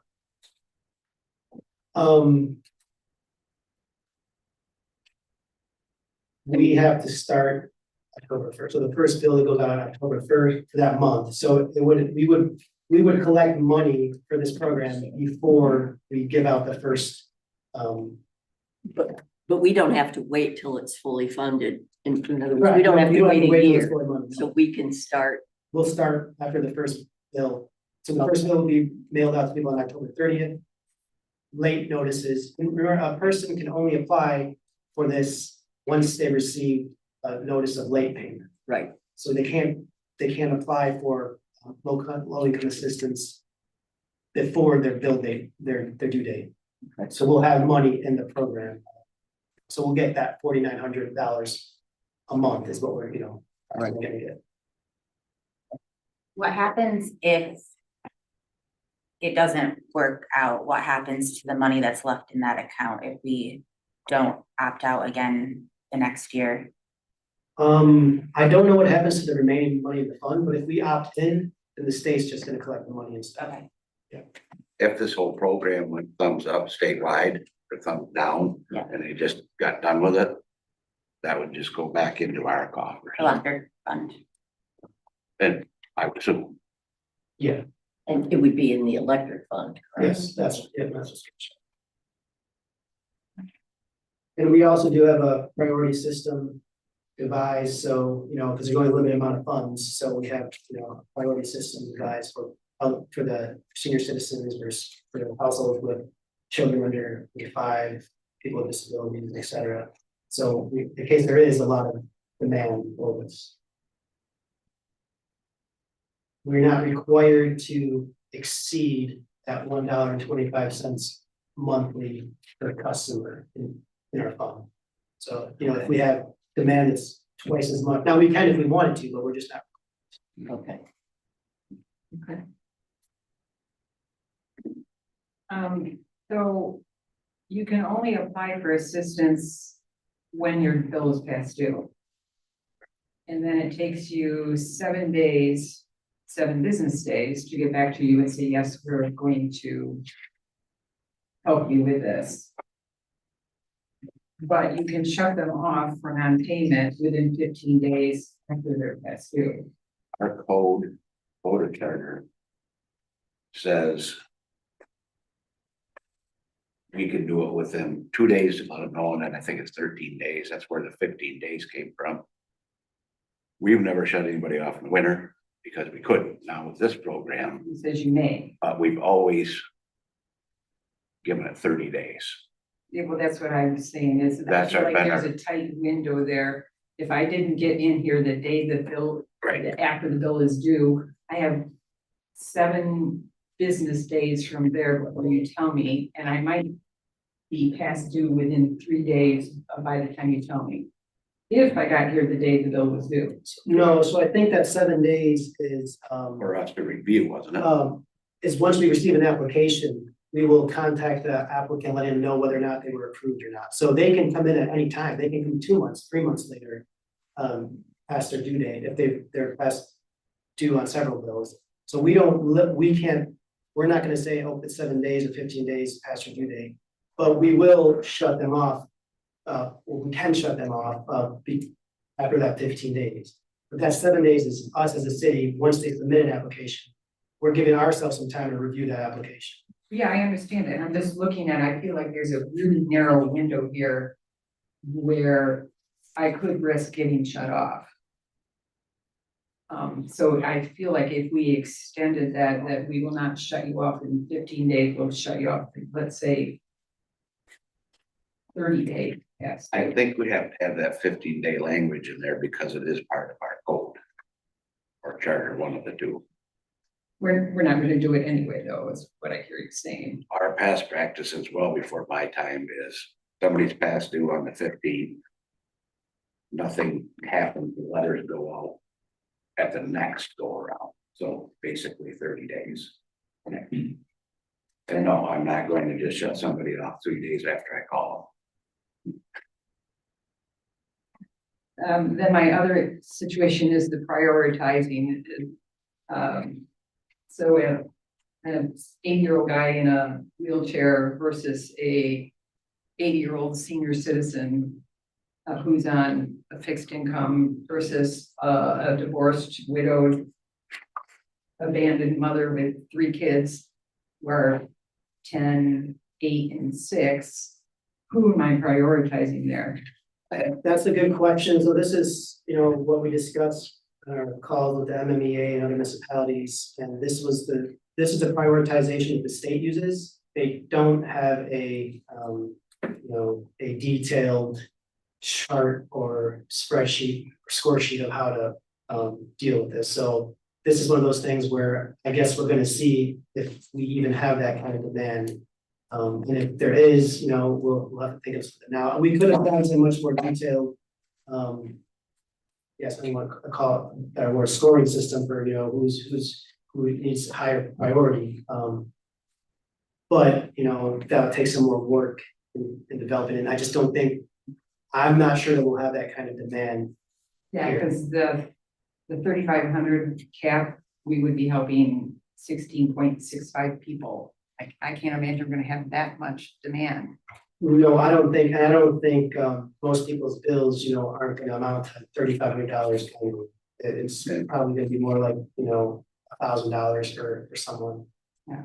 Then my only other issue was if you're collecting 5% of your fees, it's $242 a month, $2,900 a year, when essentially you're setting up the program and then you have to do an annual reporting. And I think you could do it for 2%, which is $100 a month and $1,165 a year. So we are doing up to 5%, I believe, because that's what we're allowed to do is up to 5%, but we won't charge 5% if we're not spending that 5%. So for example, we want to keep track of our time, when we process applications. So, you know, when Becky and utility gets the application, Nick reviews it, we go through the details. Sometimes we have to check to make sure that, you know, they are, you know, low income, or that we have to deal with DTE if it's a heating question, heating bill question. So, yeah, we won't charge 5% if we don't have to, but we want to leave that because it might, in some cases, it might cost 5% more. Well, the thing with the 5% is really, I don't know whoever came up with the concept, but it's really quite silly. So I take out 5% to administrate this program. Then I go right to January 1st and have to refund that 5% out of our coffers again. So I guess, I mean, we're gonna keep track of the percentage of what it would cost to monitor this, but it's just shuffling the same dollar back and forth across the board. So I don't know where the state came up with that, but whatever. I don't think they came up with the 5%, but they did say that we are allowed to revert. And I think the reason is though that this is an additional program. So the 125 monthly cost is additional to our other electric utility duties. So they're recognizing that we have these additional duties beyond our regular electric utility duties. So. Could I say one thing about this 15-day notice? That the 15 days is after a notice of termination is sent. It's not after they are past due. And it's up to the city to decide when a notice of termination would be sent. It doesn't have to be sent. There is no particular date when that notice of termination is sent. So there is a formal notice to the utility customer that you are past due, and if you do not pay by this date, which is at least 15 days, doesn't have to be 15, it could be 30 days, which I think is what the city does. If you don't pay within that 30-day period, then your utility service can be terminated. There is an opportunity for the customer within that time frame to try to work out an arrangement for payment or to dispute the charges. So it's kind of just an opportunity for the utility customer to communicate with the city. And if within that time frame, of course, the customer came in and applied for this low income energy assistance program, that would be timely. So there is some time there. Are we gonna set this up so you can apply online? We don't have any of our applications for anything we do, whether it's a zoning permit, an online system. We can make a fillable form that they submit to us, but we have nothing online for online submission. That's something we've talked about before as staff for all of our things on the cost benefit analysis. And it can be very helpful. It's just we don't get generally that many applications of zoning permits, for example, or things like this. So I guess we can look into it. My suggestion would be first to look at what kind of applications we do get this year. And we're also gonna want to see proof. We don't require it, but we're requesting proof of income, household size, and we need their DTE bills and copy of their late notice. So since this is a new program for us, when we send out a past due notice, can we include a form that you can apply for this with that past due notice?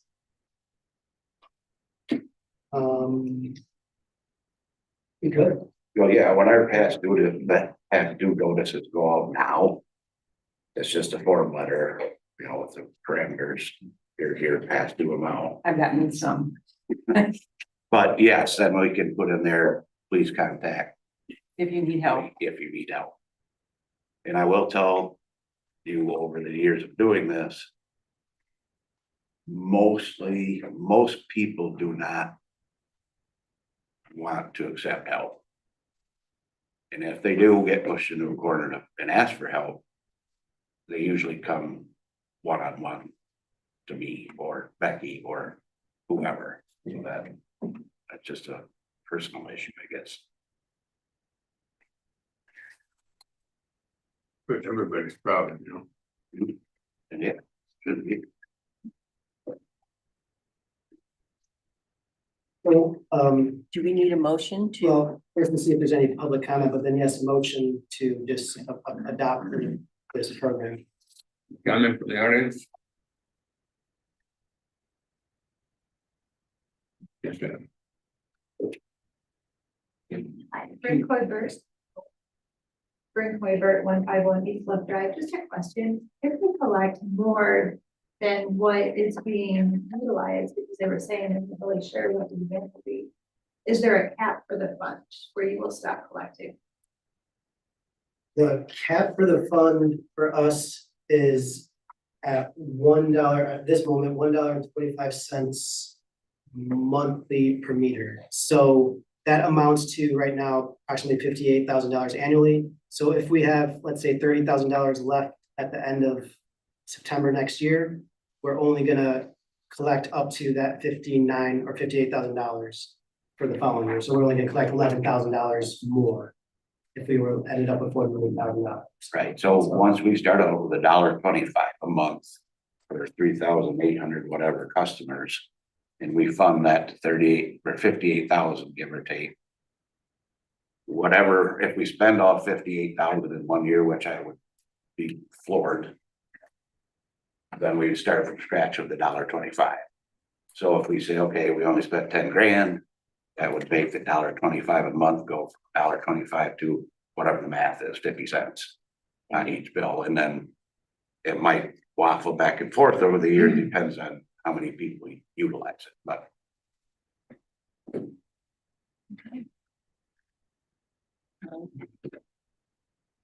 I am moved that we accept the proposal as presented by the city manager. I'll second. Any discussion with the board? Jamie Melky, Yes. Kathy Macho, Yes. Wendy Reeve, Yes. Bob Buckner, Yes. Tom Graham. Yes. Motion carried. Okay, thank you. Mr. Mayor, item 4D, which is a recommendation by the tree board to create an environmental conservation commission. The tree board has spent a couple meetings. They discussed the possibility or idea of dissolving the tree board and rolling in the tree board responsibilities into a greater environmental and conservation commission. The idea was that there's a lot to work on this whole grand scheme of environmental, energy and conservation issues, as well as tree issues. And they thought the city's volunteers and staff's time would better be served by having this greater environmental conservation commission. There aren't many of these in the state of Michigan. There's more environmental conservation commissions and boards in the Northeast and out West. However, there are a couple in the state, and I kind of looked at what their commissions do and to get some ideas. However, I also looked at we also looked at our city plans. Our master plan, for example, has several goals related to the environment. You've seen them all here. I listed all the plans. I'm not going to go through the detail, but from things like keeping a detailed inventory of our natural features, environmental protection plan, renewable energy, et cetera, there's plenty of goals. And there's also environmental goals in our harbor plan. We talk about it in a lot of our policies in our city code. It's throughout our whole city, there's a lot of environmental and conservation concerns. So the idea is if the council is amenable to it, would to create a environmental and conservation commission that would work on several environmental protection issues ranging from habitat, wildlife protection, trees, invasive species, shoreline protection, pollution, recycling, composting, energy waste, litter trash issues, climate change, renewable energy, etc. And that would be the focus of this environmental conservation. If this is something council wants to do, I suggest that we set it up to start in January of 2026, let the tree board end its year out, and then in the meantime, we can recruit for members for this new commission when we recruit for other boards and commissions during the October, November, December process. If that's something council wants to do. What the tree board now, that was formed by resolution. Most of our boards and commissions are formed either by city code, city charter, or by state law. Our tree board was done by resolution, and you could choose, whether or not to put this in the city code or, have this as a resolution, if it's something you want to do, if you see there's a need or a benefit from it. That's pretty low down. I don't know how many people from the tree board are here, but there are a couple, so Dana and Kathy and so there's a few here. If you have any questions for them, you want more detail, but like I said, there are a lot of policies, goals, ordinance, programs in the city that deals with these topics. Never had it before. Why do we need it now? You have lots of commissions, boards. It was a recommendation by the tree board, and you were on the tree board. This not coming from me. I think though there are benefits to it because we do have a lot of goals and policies and programs related to it. So that could be the benefit. Is it necessary? No. But would there be a lot of benefits? I think there would be a lot of benefits because there's a lot of goals in our plans to work on these things, and a lot of them haven't been worked on yet. Environmental Preservation Commission can touch on this, but is it necessary? No. Would it be beneficial? I think. Deanna Mulder, Vice Chair of the tree board right now. Just to clarify, this does not add a board. This is replacing tree board. So we'll still conduct all of our tree board activities, but we'll also be able to look at some other environmental conservation challenges. How come it isn't in the minutes that you recommended the board recommend this? Pardon me? It's not in your tree board minutes that you're recommending this change. Actually, it is under I didn't read the minutes in here. under New Business Conservation Commission, there was a general consensus in the minutes that this would take this to city council. I'm wondering whether or not we need to make a decision on this tonight. I don't think we've had enough time to really think about it, the benefits. I'd like to find out, what the benefits are, what the downside to doing this is.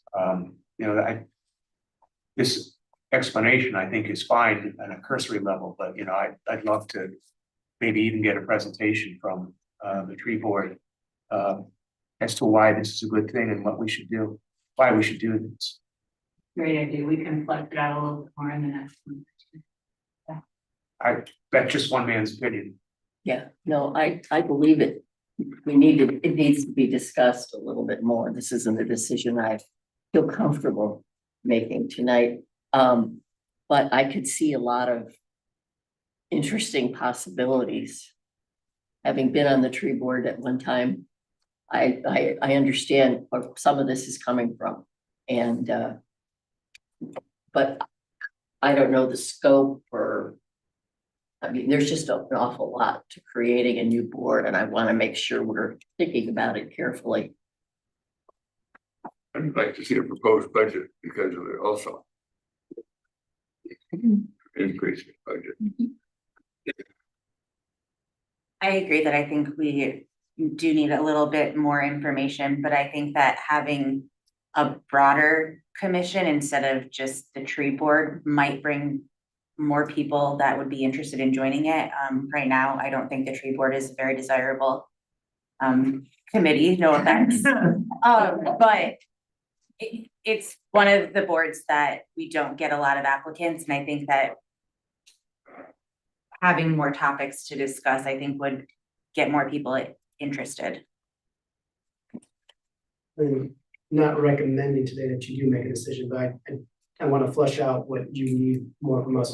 This is helpful, but I think, I heard, impact on budget, more details. I guess I would want a little bit direction on, you know, are you interested in generally in the topics that were proposed? Do you want it to be more narrow than what was proposed? So I kind of, because this could get, you know, I could come back with a lot of different ways, you know, an environmental conservation commission go. So if it's a matter of the tree board, you know, fleshing out their own thoughts a little bit more, I think that would be better than me perhaps, because I could think of a lot of different scenarios. So I was absolutely talking about tree board, you know.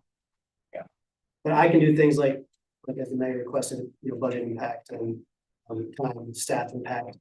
And it's so much I can tell you just from my general, if it's replacing the tree board as a board, the time on staffing the board necessarily won't be any different. However, there are some substantial planning commission goals, for example, that require substantial time and investment in staff. So that, but those are things that the master plan called for, regardless of whether or not we have an environmental commission. So it's just stuff that we just haven't gotten to yet.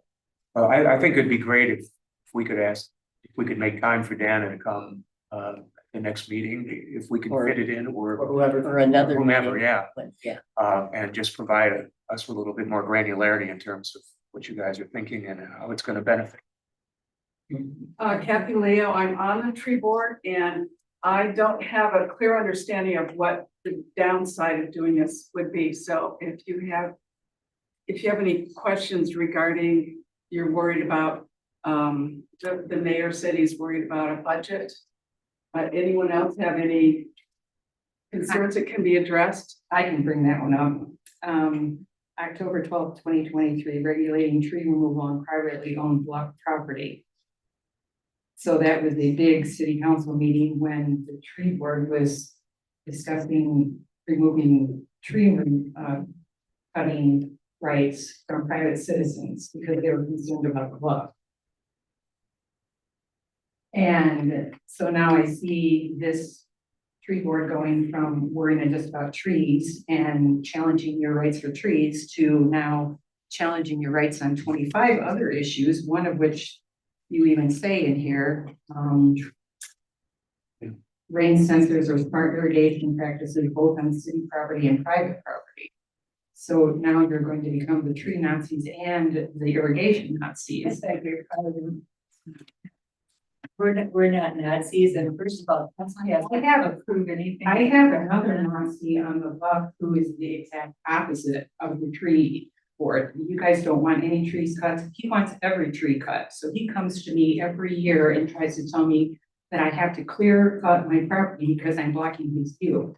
I'm telling both of you, it's my property, I'll take care of my property. So I don't want to give up any rights to any boards that endanger private property rights. And that's what I see this going. But just to clarify, the tree board has been very clear that we do not want to get in the business of regulating what you do or don't take out trees and That's true. One person did clear cut her property. I don't agree with clear cutting her. I happen to like all my trees. But she owned the property underneath her, and still the police were called by somebody in the city because she was cutting her trees on her own private property. And then it says in this report that we have a request by several residents in response to essentially what amounts to a clear cutting of privately owned bluff property. The main concern revolves around bluff stability, tree canopy loss, and aesthetics character of the area. Well, not to say surface soil is best held together by shallow rooted plants, and the removal of mature trees may not be the direct cause of erosion. And she's proving that now because she isn't having any erosion on her property. So I'm happy. It's my job to listen to what everyone has to say. But it's going to be a tall order to convince me to change this. I hope we can give you some reassurances. We, with tree board, take a best practices approach, like what makes the most sense without mandating. So I would assume that would be our practice going forward, but you know, and it's not going to be up to us, it's going to be up to you guys. And then there was the Bluff Tree Committee who met and worked on this for 6 months. And Linda and Peggy Abu put together a great plan, and it's a suggestion. for the citizens as to what you do with your trees. It's not mandated, it's not. Maybe I shouldn't use the word Nazi. That was a bit over the top. But that's how it feels at times. Am I understanding correctly? I don't think goal of the tree board has been to tell people what they can do with the trees on their own property. Am I misunderstanding that? No, that's not the goal. There was discussion, general discussion of whether or not, city should go regulate trees on private property. And it was the ultimate consensus, from my understanding, from the tree board and others, that, we shouldn't go down that route of regulating tree removal on private property. But that discussion was, I don't think we're going to have a discussion, it was flushed out. So I guess my only suggestion potentially for guidance would be, we probably need to make that clear, although I think it was anyway. But also that this is to give people, the things I read about on here are, if I want a suggestion or an idea or a resource, if I want to put in a rain garden, or if I'm worried about runoff, storm runoff on my street where there is no storm sewer. If there's a resource like this that could potentially help, I think that would be, so that's the kind of thing I think this could be. Exactly, and that's been a big role in tree board too, is outreach and community education and that type of thing, getting people involved. And I think as an idea of expanding it beyond planting trees is a good thing from that. Ultimately, just like the tree board, they propose environmental conservation commission board, they're an advisory board. So any change to city code, for example, if the tree board makes a recommendation about that, it goes to city council for a discussion. And then that's the city council's authority to decide whether or not to do that. If it's for some reason, if there in the future happens to be a discussion at the tree board or this potentially new board about anything that would affect private property, that would also have to go to the planning commission for a potential zoning ordinance and to the council. So there's a lot of, the tree board or act as an advisory board right now, and the same thing for this environmental conservation commission would act as an advisory board. So they would have any authority to make any changes to anything without council and or the planning commission approval. So it's I think that the general gist of it though is from what I understand is these environmental issues primarily on public property, from our shoreline to litter, trash, recycling, pollution, all those things that we have control over is on public property. If there for some reason is a recommendation from any board to talk about what happens on private property, as I said, that would go to planning commission and city council first. Sure. But there wouldn't be any reason that this commission potentially couldn't provide information on these various topics for individual homeowners, just outreach. Exactly. That's what the tree board does. And I just have to pull on this, I just have to address one of Wendy's concerns. Just because a private citizen calls the police on their neighbor, has nothing to do with the tree board. We don't make rules about what people can do on their own property. Does that make sense? It was a tree board member. But it has nothing to do with the tree board. But it was a tree board member who called. As a private citizen. Oh, okay. Not as a representative of the tree board.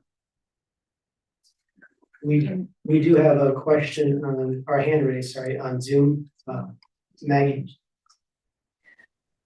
Maggie Lacy, 315 East 3rd Street. I do commend the council to go slow and really look deep into this. To me, first reaction is you start here and then it just continues to get further and further into the I think the tree board may want to do this area and tackle some of these things and walk down and on their own without creating an environmental conservation commission. I mean, those three things tells me government overreach. And I don't want to see this town go deeper into these areas. If we're having a hard time having people participate with the tree board, I think there's ways to get more people involved. My understanding of the tree board so far has been a little bit cautious, especially with the bluff. I do live below the bluff. I work well with my neighbors above me and next to me. I want to make sure I can do what I want to do on my private property. And I have seen some of the things that have taken place around town with the bluff property owners and people just getting involved and they don't even live on the bluff of what we're doing. So to me, I just would like to go very slow and make sure the public understands what you all are trying to do if you go down this path, because I don't want a few making some major decisions for the majority of this town around these areas. If I want to work, and I think this town is very cautious on trying to make sure that we have clean water, you know, especially store damage prevention. I mean, people are more aware. They will do it on their own. I don't really need a commission to be reaching out and setting guidelines. And to the point that if we are going down here, I would want this on a ballot before we make any decisions, because I think this is very big. It's a slippery slope. And I do appreciate the tree board, but I don't think we need to go to this step. And there's a reason why majority of the towns in Michigan do not have this. We're a very small town. We do not need to be going into this big depth of a commission, in my view. Thank you.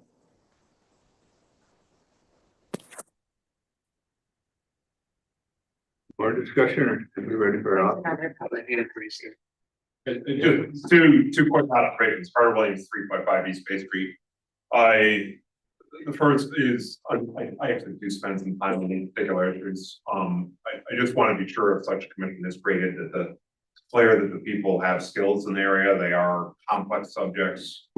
There are groups like the Nature Conservancy nearby that have a lot of expertise in these subjects. People are looking for answers. It is important to deal with that balance and make sure you get it right, because say they are complex subjects and often interconnected and often different trades. And there are people that spend their career learning how to do it. Let's lean on them.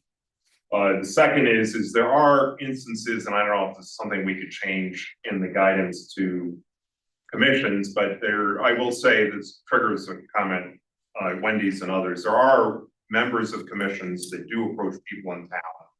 It is very difficult for those individuals to understand whether they represent the commission or represent an individual. There's a couple of shops in town that were approached about things that they were doing and saying the planning commission wants you to change this. It was an individual doing it. It wasn't the planning commission. I don't think it was, but commission members should understand that they gotta be a little careful in their explanation and make a good training. Yeah, part of the our boards and commissions packet that we put together a year and a half ago has that specific statement in there that our commission members are required to sign now, read and sign, is that they make sure that they don't represent their individual thoughts and ideas to the public as the whole bodies. So I think that is good guidance. But I've not been approached by anyone with that concern. So if there is a concern, that should be brought to city staff. We can deal with it, pass it along to the proper people.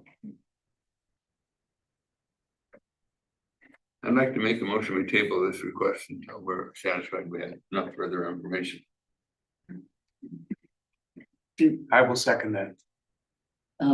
I guess my only question is, are you saying we should not ask the tree board to come back with? No, I think we have asked them already. That's what we want. Okay, so to table a decision until you have more. Table a decision, so pending the information from them, is that what you, okay, I just want to be sure I understood. Thank you. Some of these concerns they have would take a lot of money to do. So can we just by consensus say we would like the tree board to come back to city council with a little bit more guidance and a little more of an idea of what they have in mind, and then also for Victor to possibly present some potential budget things that could come up by creating this. I think right now we have a motion and a second to table it. You know, if Mayor Graham would want to include some of that language you just said into the motion, and we could still have the same result, we wouldn't have to have a roll call. But we do have a motion and a second. All in favor? Delaying it because we want more information. Right, all in favor? Aye. Aye. Opposed? Motion carried. Okay, thank you. We're on to, all right, the agenda item 4E, the council chambers audio visual tech review. So the brief history here of how our audio system came to be, our audio visual system came to be, prior to 2020, the city's only recorded meetings audio with audio tape. I think it was a tape recorder, and that was only used for staff to do their minutes. So in winter of 2019, 2020, council wanted an improved system in here. This was before COVID, for displaying packets on the screen, so council members could have it. And they also wanted to move away from paper packets, so they wanted to, you know, have things more digitally, so they could view things on the screen. So we contacted a couple consultants back then to make some improvements. At that time, there was a limited budget. I think council said something like $15,000 what they wanted to spend. And so we made that system, but then COVID happened. And so when COVID happened, we needed more, say, audio AV infrastructure for remote participation, right? So we had a telecom system during COVID, a telephone system. And we had a table camera set up, and of course, like that summer, we decided this was kind of, we need something better, more, so we went back to the consultant that installed this, but they had closed, the original system they had closed during COVID. We didn't know at the time it was only temporarily, but they had closed, so we contacted other consultants, bidded it out to get more quotes for improving the system, so it could be a better experience for people who were tuning in on Zoom or on YouTube. So then that's how this camera system came into place, and the microphones you see here and this, et cetera. So at that point, things did improve. However, we still had audio, we still had connection issues, and it's still difficult to hear people. So we got these mics in front of you with the speaker system to enhance whatever is people in the audience can hear, as well as the microphones here can pick up the audio from these microphones too. So it's a better experience for people on Zoom or YouTube. Connection issue, it's been a lot, it's not been perfect, but it's been a lot better with Ethernet cable. We went from wireless to Ethernet for the several months. We've been talking about getting fiber here to the police station and City Hall. And we've talked about upgrading this laptop so there's a better connection. Of course, the system here with the camera, this laptop's 10 years old, and there's some issues with it, nothing major, but so we've talked about little things like that. I did just, general statistics of how many people use Zoom and YouTube. There's people do use it. It ebbs and flows with the types of meetings we're having. For example, a tree board meeting, on a fence tree board, there'll usually only be 1 or 0 people attending via Zoom. Recent planning commission meetings, you can have anywhere between 20 to 40. During the zoning code process last year, we had some meetings where there were over 100. That's why we changed Zoom to a different plan to allow for more than 100 people to attend, because we had a limit of 100 at that time. So some meetings have more people, other meetings have less. YouTube, for example, people can always watch the meetings on YouTube afterwards, and very few people watch the meetings in whole, but people do listen to bits and pieces. So we do have people participate watching on Zoom, on YouTube. Usually it's not as many people that are here in person, and it doesn't seem like there's a difference. Just kind of surprised me. I thought there would be more people, at least for this, this is just 1 year sample of data. I could go back more. I just don't think it was necessary. There really wasn't a difference between winter, spring, and summer attendance of people attending on Zoom. And so I just expected there would be more people watching during the winter time since they're not here, but it didn't end up being the case. But yeah, we have people using it year round. I think it's a great benefit. The question of whether or not, there is, of course, a letter from We Love Harbor Springs on their concerns, and I have my responses there. I won't get into detail, as well as we have had some comments from people prior, especially when our audio visual drops out, and it does drop out once in a while, and we do get have gotten those concerns, but it has improved. In general, I think that, council should determine if, you want more improvements or need more improvements, because, when we installed these systems in the first place, it was on a limited budget, and we still have a budget, but that was why we have the systems we have in place. And you can, with original proposals, we were talking with consultants, we were talking about $50,000 plus, but we ended up with, $15,000 system here and then additional add-ons after that. So yeah, the ideal systems could run anywhere $50,000 plus $100,000 plus. I mean, it just depends on what council wants and needs, and some fixes could be simpler than that. However, we do, as far as consultants go, we do have, just a few consultants in the area. A lot of the consultants that do the AV tech stuff in the area focus on residential, and even one of them said they won't even do commercial or city. So, and we'd have to go beyond our general area here, maybe Traverse City. And actually, the second consultant that installed the second part of the system was from downstate. And so, yeah, it would be probably hard to find someone locally unless we go back to the original installer, the first system. However, so it's really up to council on how much improvement you want to see as far as the audio and visual experience. Some things that could be done to better is to talk into the mics. That I think we can all be cognizant of that at the table, of talking into our mics when we're speaking. That way people can hear better. And the connection, we're working on connectivity issues. So that's what I have. I mean, I'll do as council wants. You have strong comments on the subject?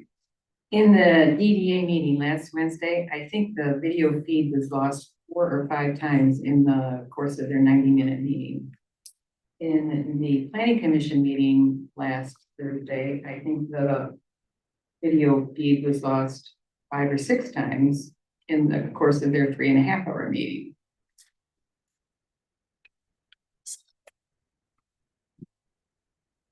Well, I've given a fair amount of thought to this issue. And I think we need to face it, that there is no fail-safe perfect solution. I think, we could, if we had an administrator, whether it's somebody that we hired to administer the process or a member of our staff, they could easily get engrossed in the conversation, or frankly, just get bored and not realize that somebody's got their hand up on the Zoom system. And I think to echo Victor's thoughts, I would bet 70% of the problem, 40% of the problem is probably us. It's probably we forget to turn the mics on, or we forget to talk into the microphones, or we speak softly, or we mumble. But all that said, I do think we should seek to determine if there are ways to improve what we're doing technologically. From my perspective, audio is the 80% solution. I think if people could hear clearly what people are saying, that would go a long, long way to solving the problem and keeping people informed in terms of what it is that we're discussing and what our opinions are. I don't know that visual is all that important. In my opinion, it's a lot less important. I'm not a big fan of the noise activated cameras. I have watched those in the past and have gotten vertigo from watching those things spin around. So I think from an audio or from a visual perspective, if the participants could switch from a document like that to the little box up in the top that shows the council room. That might help people who are on the Zoom meetings to know who's talking, who's speaking, and so on. So anyway, all that, by way of all that information, my feeling is we probably ought to ask the city manager to designate a project lead, and that designee should assess AV consultants locally in the vicinity, and maybe identify 1 or 2 consultants that that the designee deems to be the most appropriate or best, and make a presentation to the council. And I think the first thing they should do is come in and look at our system and decide whether or not what we have here can be improved. I mean, there's no point in going out and spending a bunch of money if we have already made the investment in our system. And let's see if we can make it better. If we can't make it better, then I would ask that the AV consultant makes a presentation to council on and identify opportunities that they've envisioned to make the system better. And I think that all should happen with the generous offer that We Love Harbor Springs has made to fund this. Then I think the findings that the consultant comes up with should come back to council. They should make a presentation, and then get council on at their sole discretion to decide what would need to be done, which may include nothing. And then we would hand down a decision on that. Assuming a decision is made to move forward, we'd like to see an implementation plan. And the council will decide whether the cost of the project should be something that should be community funded. It could be a gift, or it could be funded by We Love Harbor Springs or with a grant.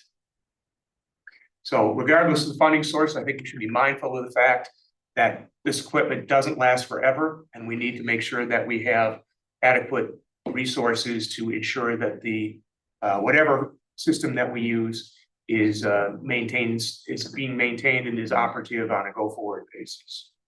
So that's, obviously, I've given it a little bit of thought. Are you envisioning that discussing or looking into the cost of a fiber would be a consultant's job, or is that something that city staff can do? I don't know how that coordinates. We actually have a meeting set up with Spectrum Charter on Wednesday, I think, for that. So Okay. we already have a meeting for that set up. Okay, they'll determine the cost They'll of determine the cost, bringing it. Okay, you know how far from this location I don't have the exact, I think it's at the stadium, but I'm not sure. the fiber, okay. Yeah, I think Is it anywhere in town? we have some locations with fiber, but Okay. So. Is it, I mean, I'll know more after a meeting on okay, I guess I was just thinking, would that be, I mean, is it possible that that's the solution? In and of itself, yeah. It could be. I don't know if that's a complete solution in of itself to the audio, but it could help significantly with streaming and speed and connectivity issues. It could help with that. Just like we went from wireless to Ethernet helped big significantly. I would think a consultant would Yeah. be able to answer that question. You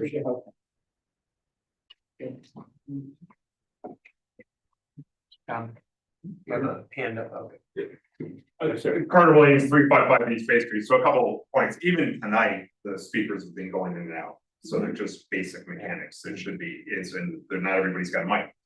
If you look in the Zoom control console, you can actually see exactly what the quality metrics are. It will tell you how many times it's dropped out, how many it's a bandwidth issue, it's not a bandwidth. But it'll tell you, and it's very detailed. It will also tell you how many times the video dropped out. They have all that data. If you call Zoom, they have a group that handles this for city councils. They can probably tell you right off the shelf what they want. There's a feature within Zoom that can fingerprint all your voices and will automatically identify in the transcript. You're already paying for it. Will exactly demonstrate who it is talking. Biggest issue we hear from people is they can't figure out who's talking. Right. If you Zoom produces a very good transcript that you could very easily publish afterwards. That's searchable. So people here were asking, when did this meeting cover this topic? You publish an unofficial transcript, it does it automatically, you already pay for it. publish that, make it available, then people can very quickly, they don't come to this meeting saying, when did it happen? They can search it, can't do that, Zoom, you're already paying for it. So there are a lot of features that these people, Zoom has figured out for you, they're not even using. Yeah. I think in addition to that, the cameras and such are getting incredibly good at this point, to your point, so I appreciate your comments, because I think. Thank you, Carter. I would just caution the city putting out unofficial transcripts. We have our minutes as our official documentation of what happened in the city, and these transcripts aren't accurate always, and they're not, and I think I wouldn't want us to publish something that is interpreted as this being what transpired in the meeting, and then we have to go look at the transcript to see if, oh, was that correct or was that not correct? I just think it could end up being more of an administrative burden. So the YouTube and Zoom can automatically, transcribe, you have closed captions on YouTube, and they can do that. I would strongly caution against putting out. But I already have access when I listen to YouTube. The transcript is right there on the screen, so anybody has access to that now. As far as the city pushing a transcript. Putting But this transcript. we could point out the availability of it on the already existing YouTube, right? Yeah. Okay, thanks. How long after meetings do you have the minutes available? So the draft minutes are usually available. As we walk out, I mean, my draft minutes, you could follow the meeting. Yeah. And then 8 days.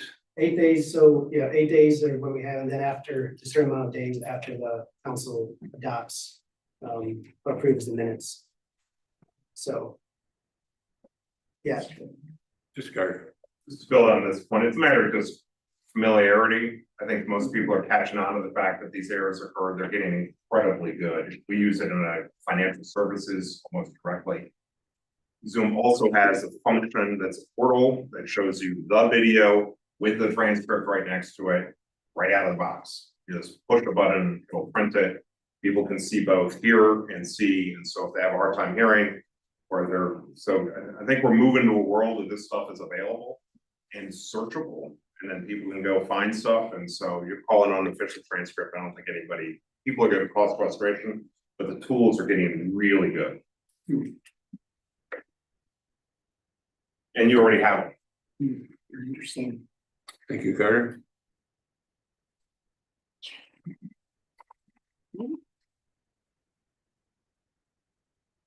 You want to make a motion or anything? I think I would just like to see, after you meet with Spectrum, bring back whatever you find out from them, costs of fiber.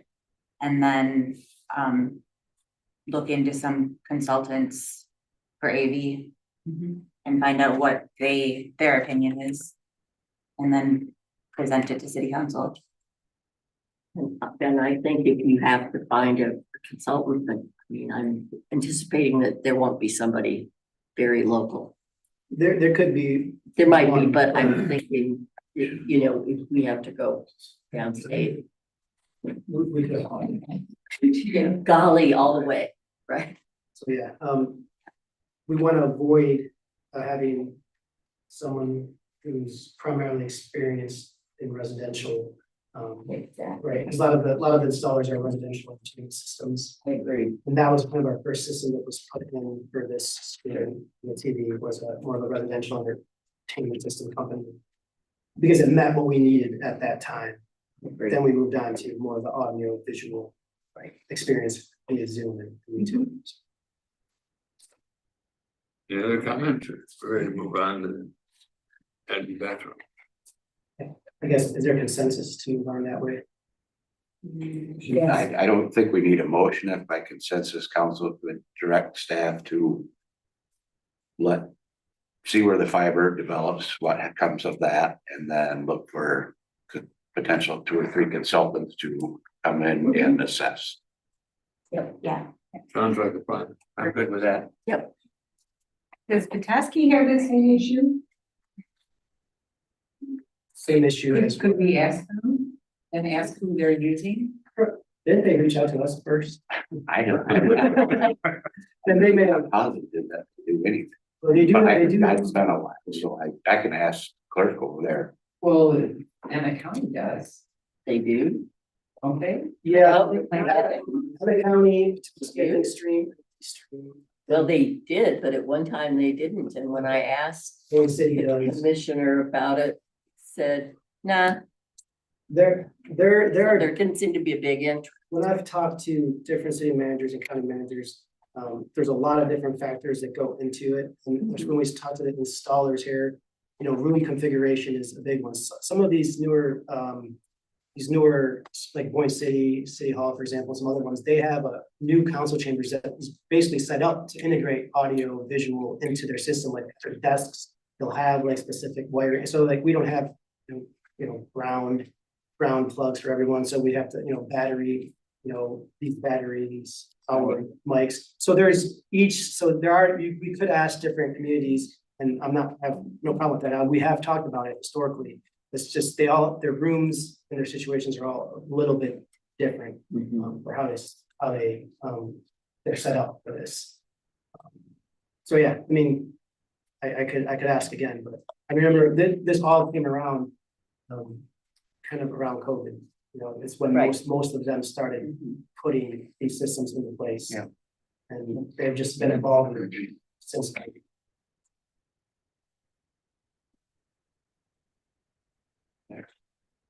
You got what you need? Yes, I do. Yeah. Arena bathrooms, Is that what we're at? Thought we were going. next. Yeah. I'm gonna beat you up, right? No, just, there's so much on the agenda, I forgot what's next. Okay, yes, the temporary marina bathrooms. So the DDA discussed request by council to fund temporary porta potties during the months of September, October, and May, while the harbor master construction is happening. And they did agree to cover 50% of the costs for up to $3,000, which is assuming is a high estimate for the two porta potties per month that council requested. The DDA had suggested also that they would also be willing to cost share 50% to $1,000 for each month additional that the harbor master building is being worked on. So from November through April as well, because they do feel that having bathrooms down there is important.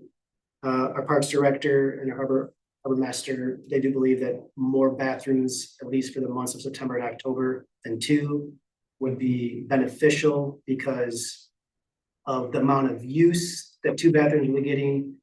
It would require more cleanings and emptying by the septic company. So it's kind of a trade-off. If you have more porta potties there, you don't need as many cleanings. If you have fewer, you need more. So that's what I have. I guess I understand needing more for those events, but I have a hard time thinking that this city should pay for them for the events when we're not collecting money from those events. When we first talked about this project, I think I brought up that the chamber and Festival of the Book should be aware that the bathrooms would be closed, and if they wanted to provide additional bathrooms, then they could provide bathrooms. But if they're only giving us $50, I don't know that we should be providing extra porta potties for those events.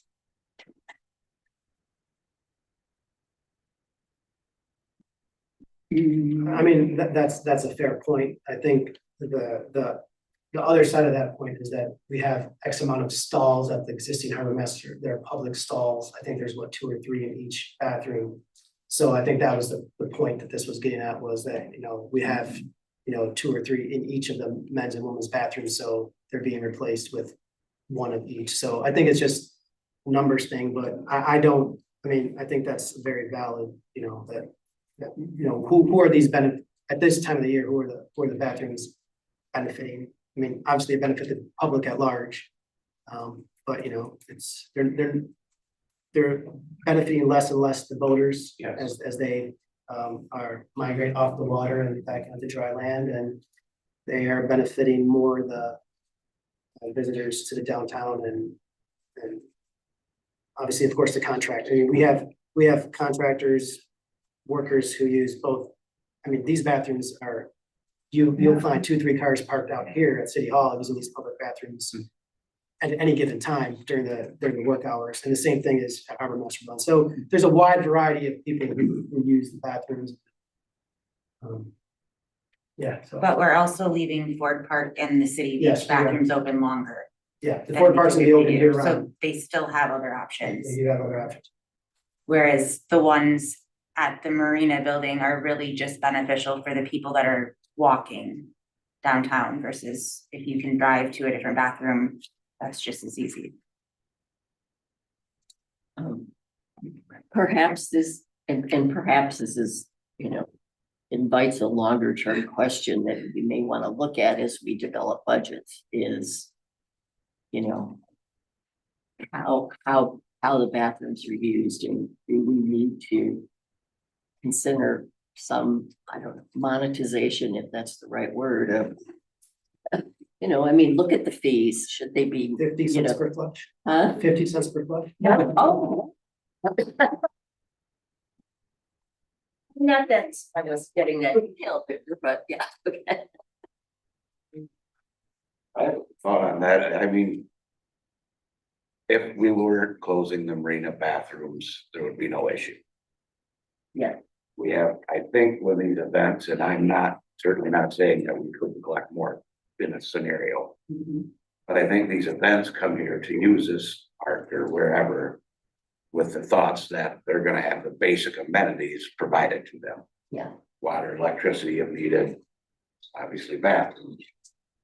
So then when the city made a choice to close the bathrooms, I don't know that the burden, and this, I'm not even on this board, so forgive me for stepping out of line, but I think it's kind of a city responsibility.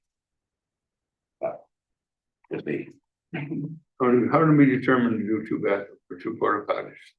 I think that was just at the last council meeting when you all discussed this, it was determined that would be sufficient for basic use, and it will be sufficient. You're not gonna have lines lined up. I mean, aside from those event days, maybe, I doubt it, you'll have a line lined up out of each porta potty. It's just, all right, each cleaning or each emptying of the porta potty is an extra cost, per week. So does it make more financial sense, to add a porta potty or 2, or do we continue? Do we have increase? And I don't think we'll know until actually September gets around and we see what, our parks director, Harbor Master, is going to be used more often. But I don't know until we actually. I don't think there was any science behind it, Tom, at all. I think It was cost, it was how much it was gonna It cost. makes sense to take a wait and see it. Well, my concern is only 2 porta potties, the base of Harbor Springs and Book Festival seems way insufficient. Yes. So, however, November through April, I think that's probably fine. So I guess there's 2 thoughts then. Do you want the city to order extra porta, we already have 2 porta potties on the way. The city to order extra porta potties, or do you want me to reach out to those event people to ask if they can bring in porta potties for those events? Because I think those are the 2 ways to go. I'll do whatever council wants, but those are the two best ways I think of going. Either the city just orders extra porta potties for September and October, or we reach out to the people hosting the events to ask them to supply porta potties for that day, or those days. I'd like to be asking them to put it in their budget, keep the city out of pay for it. I think I asked them to reach out when we first started talking about this project, let them know that the bathrooms were gonna be closed.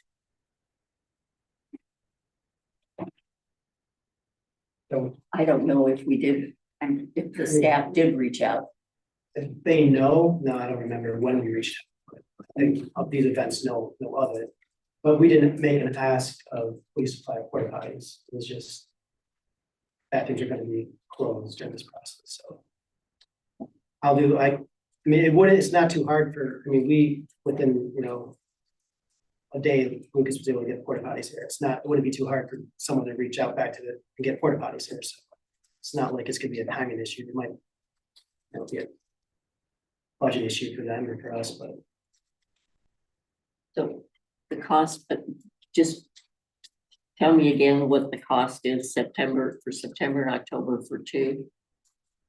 I think we came to the conclusion with what, 2 weekly emptyings or cleanings, it was gonna be about 1,000 per month, maybe a little bit more because one of them's gonna be ADA. Okay, so we're talking about, if we double that, it's 2,000 a month for those 2 months. or, you know, increase the cleanings, and they have different prices for cleanings. I get. Different route days, so sometimes it was, on their off route days, it was higher for daily cleaning, so, yeah. Okay. So there's a lot of different factors, so like, that's why the cost can add up, you know, if you're having them come 4 days, 5 days a week, for a couple of weeks during the busy season, you know, you can end up with much higher costs than if you just had an extra porta potty. I think the last thing we would wanna do is have terrible porta potties out there, because we're only cleaning them a couple times a week. I think that would be, so we'll keep an eye on them, and if we only have 2, we need to call in 4 or 5 trainings a week.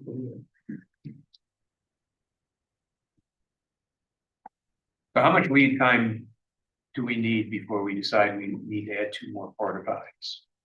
Well, we don't meet as a council as a regular meeting until September 16th, so, and the harbor master building construction will start a week or 2 before that. So, it's up to you, we could, you know, I mean, we could wait till September 16th and. But then a couple weeks of September will have passed by, and maybe a few days before the porta potties.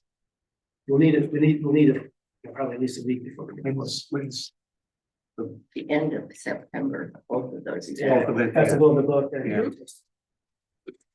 Taste of Harvest the 20th. Yeah. And the Festival of the Books the week. After that. Yeah. Yep.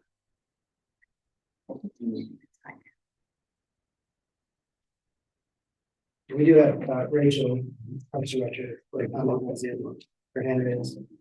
Rachel, if you wanna share your thoughts? Can you hear me? Yes. Yeah, I just want to emphasize to council that I spoke to our harbor master. We were both in agreement. We see the usage of those restrooms on a daily basis. I think it's really important to emphasize that the stalls currently, public and boaters, get cleaned daily. And we're talking about 3, 4, 5, 8 stalls total, if not 9. To go down to 2, take away even the events. 2 will not be enough. They won't be. We can start there, but we see them used daily and they're cleaned daily. And when there's not someone there on the weekends and they run out of toilet paper or they're dirty, I just don't think that's what we want people to see of Harbor Springs if we knew better. Thank you. I understand correctly that the DDA agreed to pay half up to. Yeah. Up to $1,000. No, so they for the, yes, up to $1,000 each month, they agree to pay half. Okay, so if we're talking 2,000 a month for 4, and they're gonna pay half of it, right? Yeah, they'll pay 2,000. They've agreed to pay half of it, so. Well, no, this 1,000, they up to $3,000 for the months of September, October, and May. So they were going based on the basis it could cost the high estimate for porta potties, for 2 porta potties for September, October, and May would be $6,000 in total. So they agreed to pay up to 50% of that, which is up to $1,000 per month. Is what they're. So that was 3,000. That's so up to $1,000 a month is what they're. Okay, so that doesn't matter how many we have, right? If it's. Yeah. Okay. Based on that number that they've committed. Yes. And then they are requesting also for the months Right. November through April to have porta potties there as well. And they would pay up to $1,000 a month 50% cost share on that one. I recommend, make a motion that we, have 4 porta potties for the months of, September, October, and May. And 2 porta potties the rest of the month of the winter. And that we ask, and the DDA pays for, up to $1,000 a month for each of those. And since it was the DDA that really wanted it November through April. what, March, yeah, or April, that they should be willing to pay the full 1,000 each month. All right, so that discussion, I'll take that back to them, but that one, Okay, so we can. Can we just decide on if we want 4 porta potties from like now to the middle of October? forget the money, I amend And my then motion. we can revisit it at a later time. Like if we said we want 4 porta potties from September 1st to October 15th. And then we can reassess at the September 16th meeting or the October, the first October meeting, and we can say, okay, we want to keep 4 longer. I mean, I don't think we have to make the commitment right now for the entire winter. Okay, I'll amend my motion for 4 porta potties starting in September. To revisit in either September or October meeting, whether we want to continue through past October 31st. That way we will actually have the cost. Yeah. And we'll also have the benefit of experience at that point in time too. Yeah, I was, I was gonna say. Well, okay. We did. Tom, I said, okay.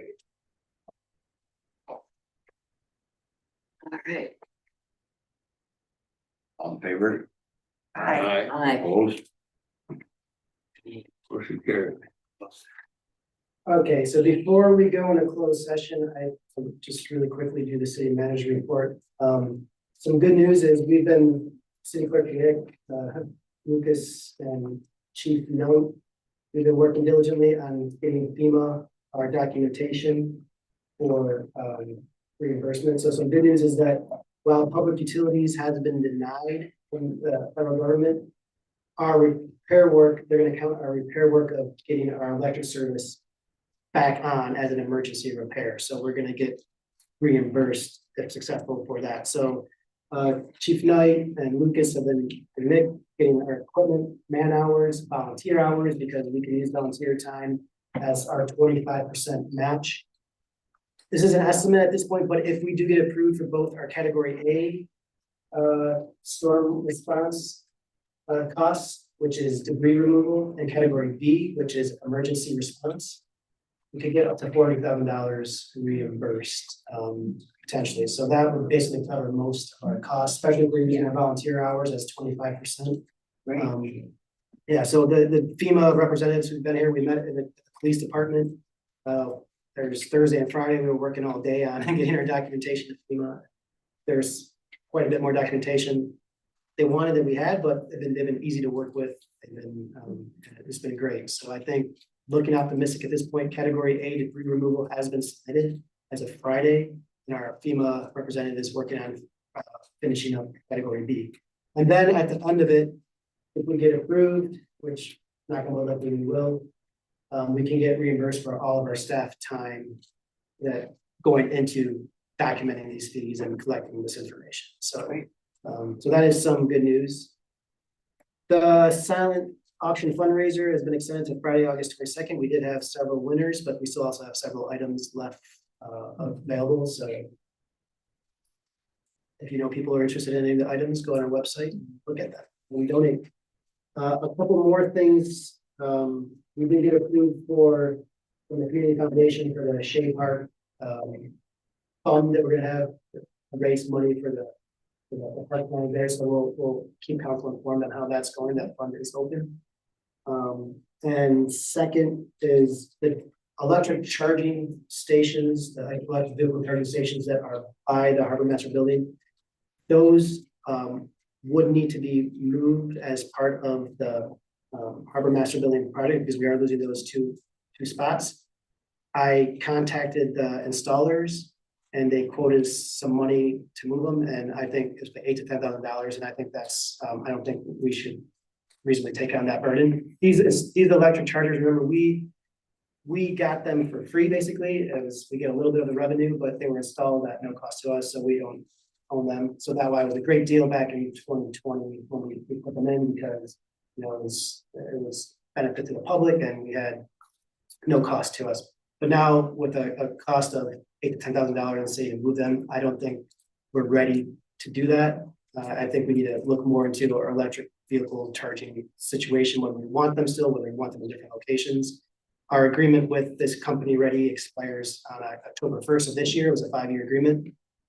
So I just don't think we should renew that agreement. If we don't, they'll just come in and take those electric chargers. However, sorry, those charging stations. However, there is a demand for them. People, you know, I get emails from people talking about them and them being used or used improperly, but it just seems like a large amount of money to install them when we don't really get, we get a very minor, relative minor benefit, a revenue from them. So anyway, just, I mean, unless council's opposed, I mean, at this point, I was just gonna say we're not gonna renew the agreement with them and then as a city, you know, just come back to the drawing table and see if and how we wanna proceed with. So you will look at what other possibilities there Yeah. are You to know, replace it? Quite frankly, I've had other companies reach out to me and they've tried to sell on this EV charging, you know, and they said, well, we can't compete with the deal you already have right now because they've been installed for free and, you know, and we are not responsible for the maintenance costs or anything. So it is a good deal for us. I mean, in the sense that we're not paying anything for it. We're not seeing hardly any revenue, just a little bit. But I just don't think we're ready to, you know, say, let's pay $8,000 to $10,000 to move these charging stations somewhere else in the town at this point. I just don't think we're there yet. I mean, I could discuss it if you want me to with the company. I think we've gotten maybe $600 or $700 collectively for the last 5 years. Yeah, it's a very minor amount of revenue. Yeah, that's because the model we have is we don't put anything up front. Now, there are other models where, you know, you pay a certain amount or you buy charging stations and then you get all the revenue, right? So there's different models that you can have set up, and also there's different kinds of stations, so that different levels of charging cost more money. You know, I think these are level 2 chargers. Yeah, they are. Yeah. Yeah, I think if we're going to be asked to come up with that kind of money to move them, I think we should just wipe the slate clean, figure out whether we want any more charging stations, where they should be located, and should it be a fast charger versus a level 2. Yeah.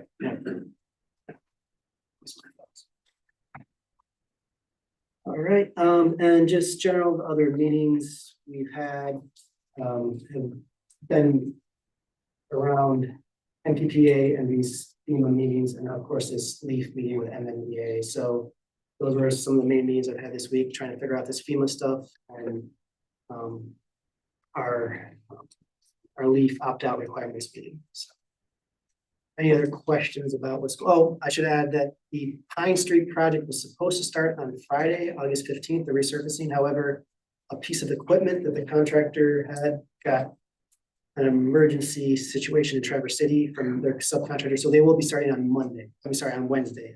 They'll be coming. So just there was a little delay there for that. We didn't do it when we approved the agenda, but do we want to do boards and commissions before we go into closed session as well? There were a lot of meetings. Is that okay with everyone? Okay. I'll go first. I did not attend the parks meeting, but I did listen to it on YouTube. And they discussed the CIP projects and some other small projects, and just realigned them with what year we thought they would be done in. They also discussed Fall Fest, and then they looked at designs for Kiwanis Park, and they picked one to move forward.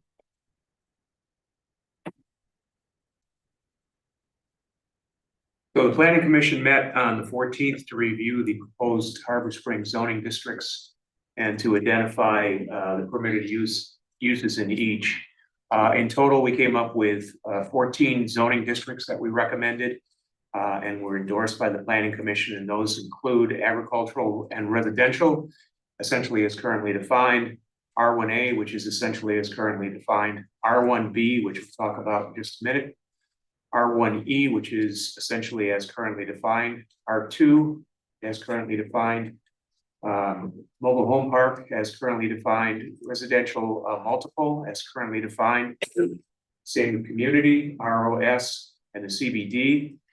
B1 and B2 are now, B1 is below the bluff, so any businesses that are below the bluff would be in B1. B2 would be any businesses that would be above the bluff. The geography of those zoning districts are going to conform to the current geography primarily or essentially. And then waterfront is essentially is currently defined in those, and then industrial, which is formerly manufacturing, but again, geography of the district is pretty much as it was defined before. There are a couple of key outcomes from the meeting. We've decided to consolidate R1B and R1C due to the homogeneity of the lot sizes within each district. R1B lot sizes in R1C and R1C lot sizes in R1B. And we were struggling to understand why there should be two different districts there. Duplexes will only be allowed as indicated in the current ordinance, so will not change from the current ordinance. That means they will not be allowed in AR, in mobile home parks, or any R1 districts. And ADUs are permitted by right in AR and all R1 districts, and by special land use in R2 and ROS districts. Oh, okay, zoning board of appeals met, I think the date was August 13th. We just had, it was a very short meeting. We were asked to extend a variance on the,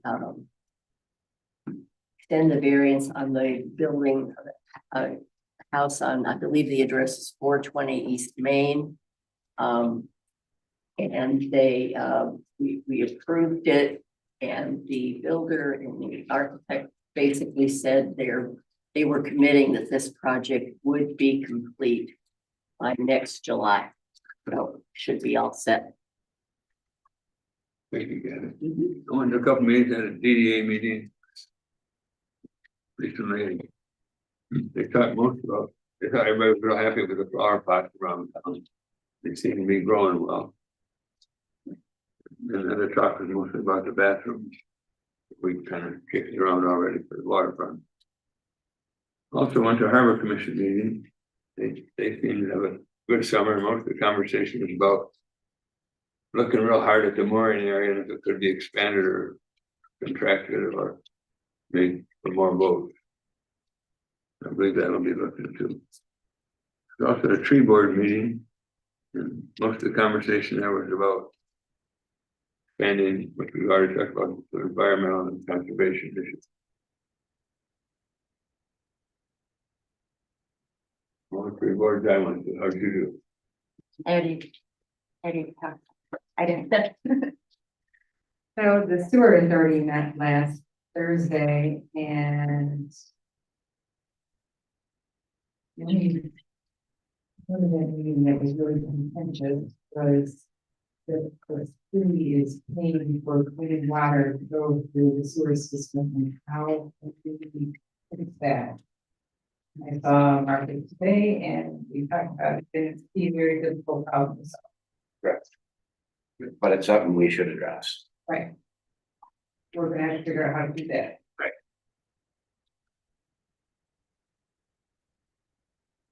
Any other comments on? No? Okay, so then the next item on the agenda is newspaper Rex legal memo. So City Attorney Jim Raymer has provided a legal memo on our ability to regulate newspaper Rex, and we should discuss this in closed session first, and then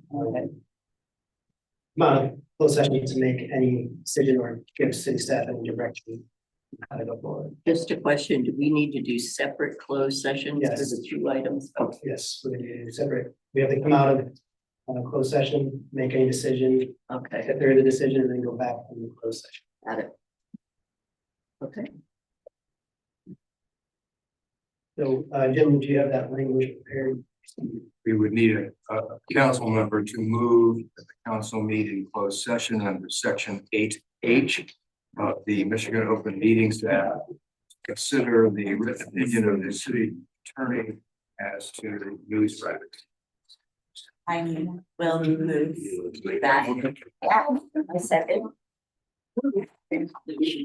Bob Walker, Yes. Kathy Macho, Yes. Tom Graham, Jamie Melky, Yes. Wendy Reed.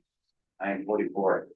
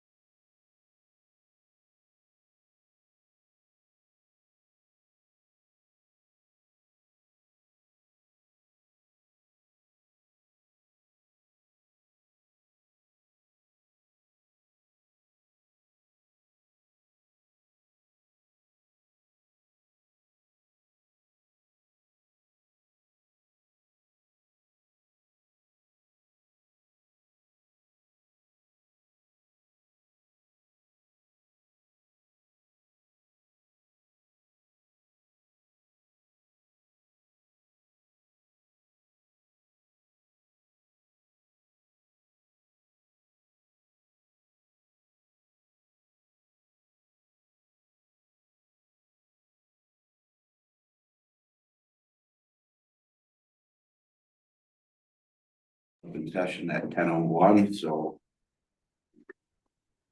Any decisions, directions that council would give to staff or city attorney would be done now in open session.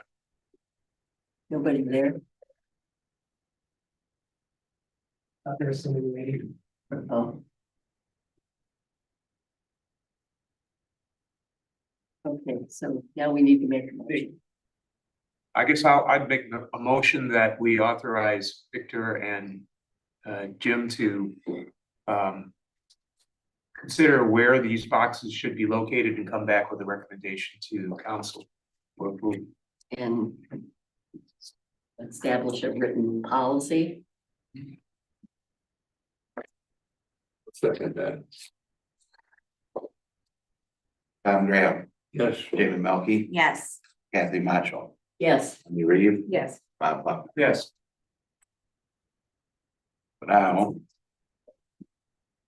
Now, item 4H, yes, I'm requesting to go in a closed session and talk about the personnel review, specifically goal setting portion of personnel review, discuss that in the closed session.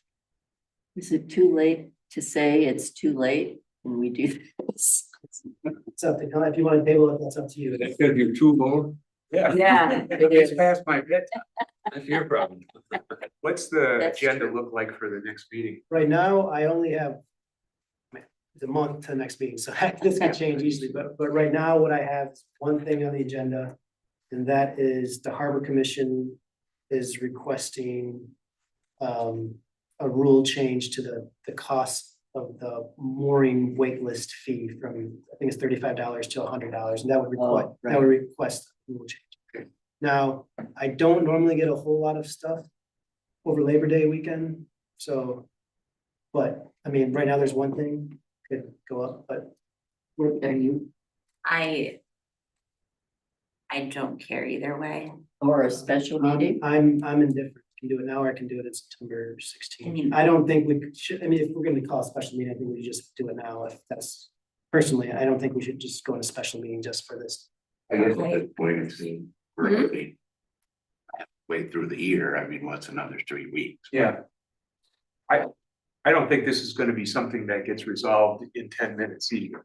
So I think we'll be here pushing midnight, not kidding. I'm the new kid, so So what we could do, Well, thank you. Mr. Mayor, what we could do is when we create the agenda for September 16th, just make sure we don't have it overloaded with things that are absolutely, that aren't necessary. So Put that that way, on top of the list. yeah. yeah. Right. And then anything that's unnecessary, we can, I think the other thing that we might have is material selection for the substation. Just the bids for the materials for the substations. Maybe, and those would be pretty simple because our bid policy is choose, for purchase of materials is choose the lowest. Yeah. Unless there's extenuating circumstances, so. Goody. I'm getting some vibes here that by consensus, maybe we'll choose to table this till September 16th. I think so. That's the vibe you're getting from me. We need a motion. Yeah, motion in a second, do that, make it official and take it up. Yeah. I move we table for the next September. The meeting. goal setting section. Oh, you made a motion, Kathy? Yeah. I second it.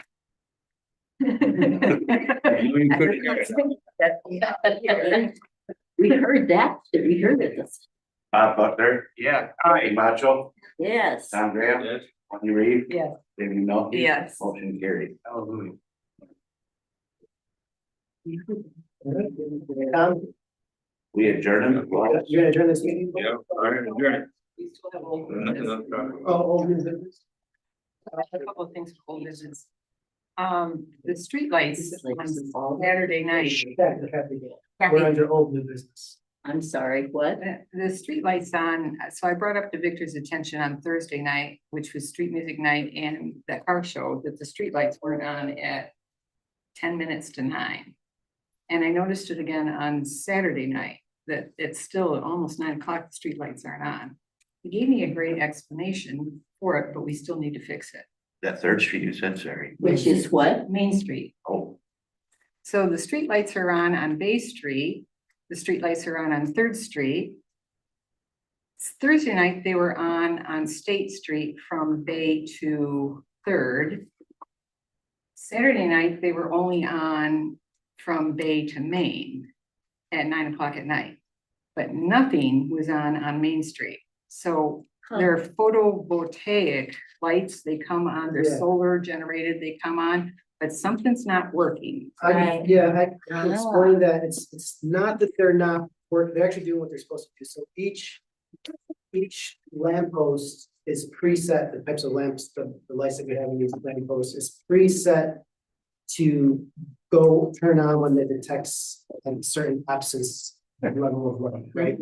And so for each different location in the town, on each street, it's gonna be different for each lights, depending on the way the sun is setting, et cetera. So not all lights are gonna go on the same time, and it may, appear, and Wendy is saying that it was, darker.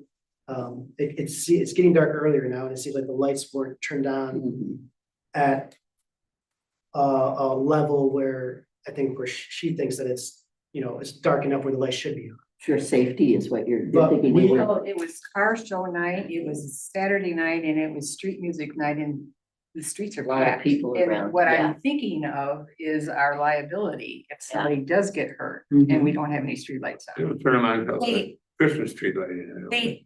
but they turn on automatically based on how dark it is. And I've seen them turn on during the day, like if there's a storm, they turn on and then they go off once it gets bright enough Yeah, again. but they're not on, and it is dark Yeah. enough that I'm going, wait, why aren't the streetlights I'll on? have to Wendy, think did of- they ultimately go on? I went home, it was 9 o'clock. They were. Now, I did go home last night, and at 10 o'clock, I'm happy to say they were on, all of them. Yeah.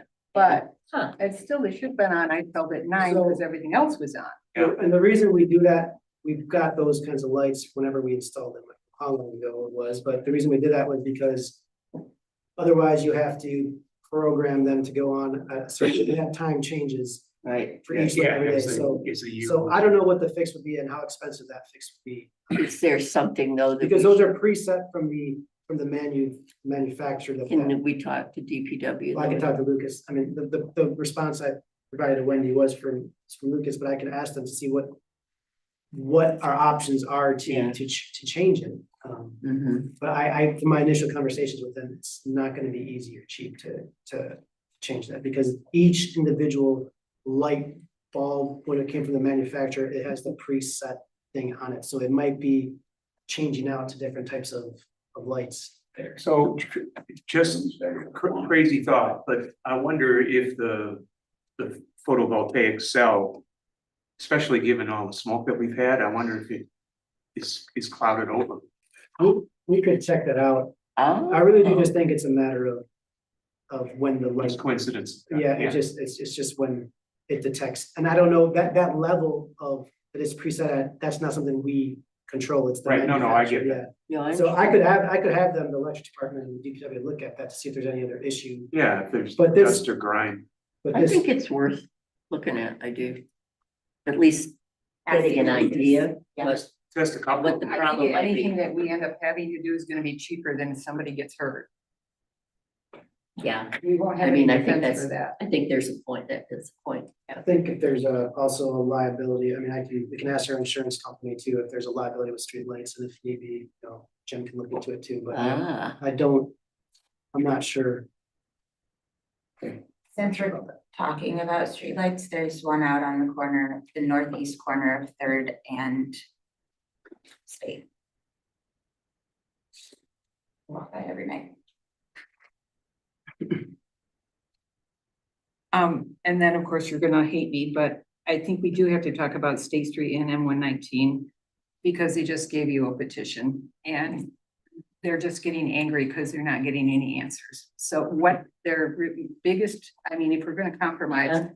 their main complaint is narrowing East Bluff Drive. If we just dropped that, they'd probably be fine. and I'm actually glad you brought that up, because it does sound like there's a disconnect between the people on the ground from the contractor. And do you know what I'm saying? What they were I don't. telling people. And so I feel like probably need to clear that up Well, somehow. You don't think so? First, I mean, a couple things. I don't know what conversation, they said they had a conversation, and I don't know what Monty's crew said to Right, them. right. I mean, it could be a he said, she said thing. All I know is our engineers that engineered these plans and to this to be a two-way street. But I don't think there's a problem with the public comment to that. Some sort of statement or Are the something. plans on the website on the current Yeah. projects? The plans are on the website, and remember when the initial plans that we had called for I think a right turn only, and we changed that. So some people may still have copies of the plans before council would change that, or the planning commission had changed that, so. Could you just work with Lucas to provide just additional details as to why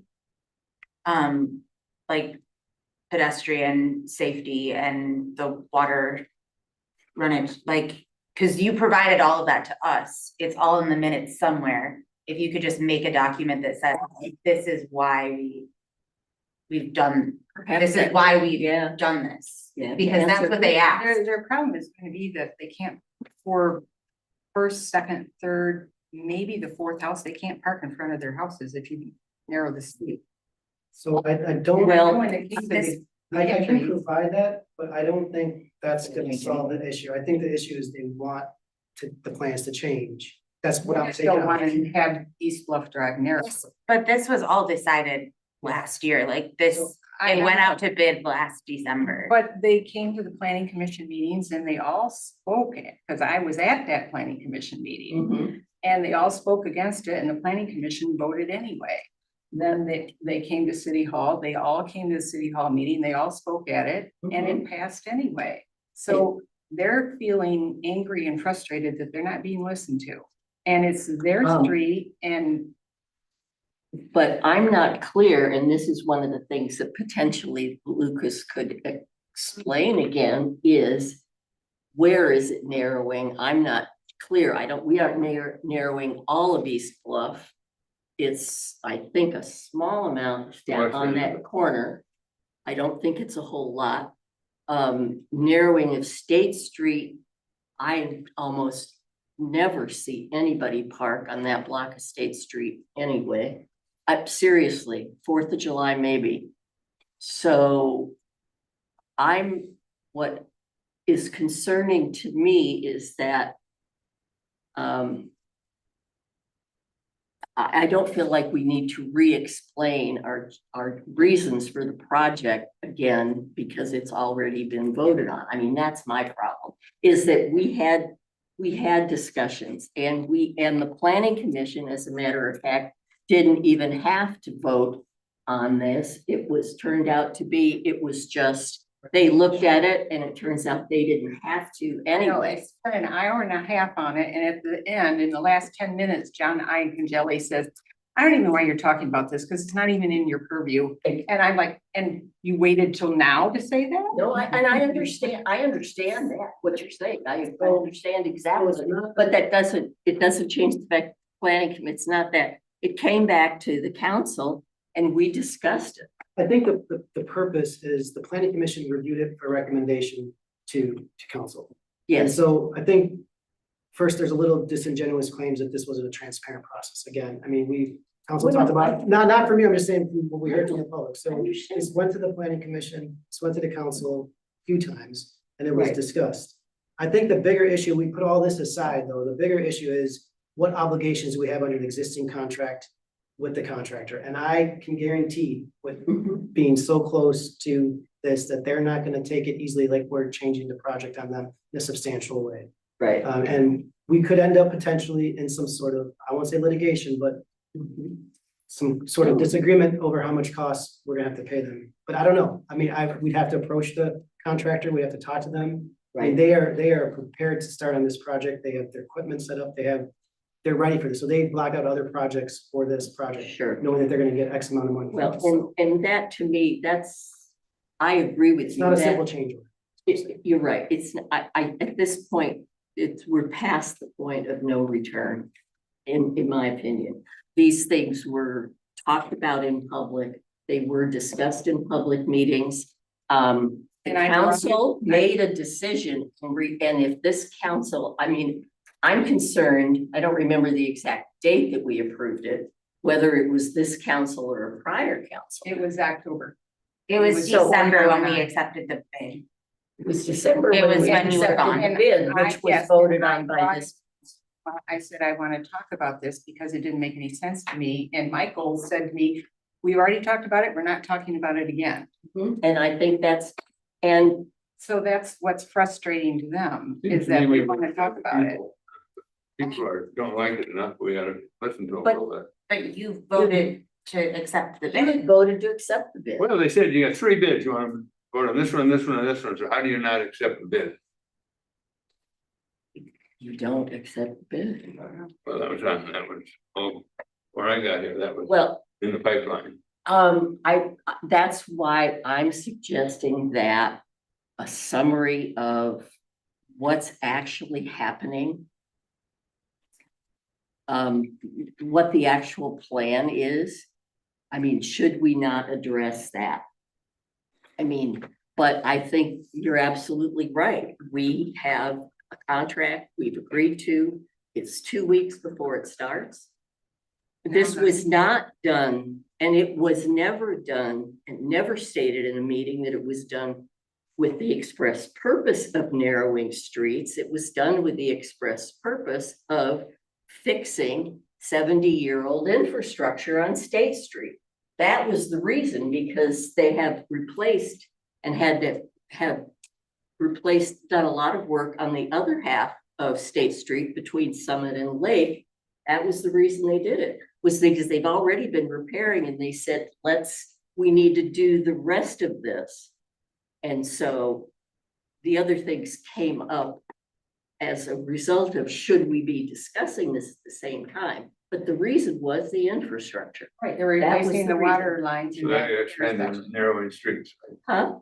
No, but the purpose wasn't, the fact is that the way the storm sewers are going to be done, as Lucas explained, at least at 2 different times that I discussed it with him.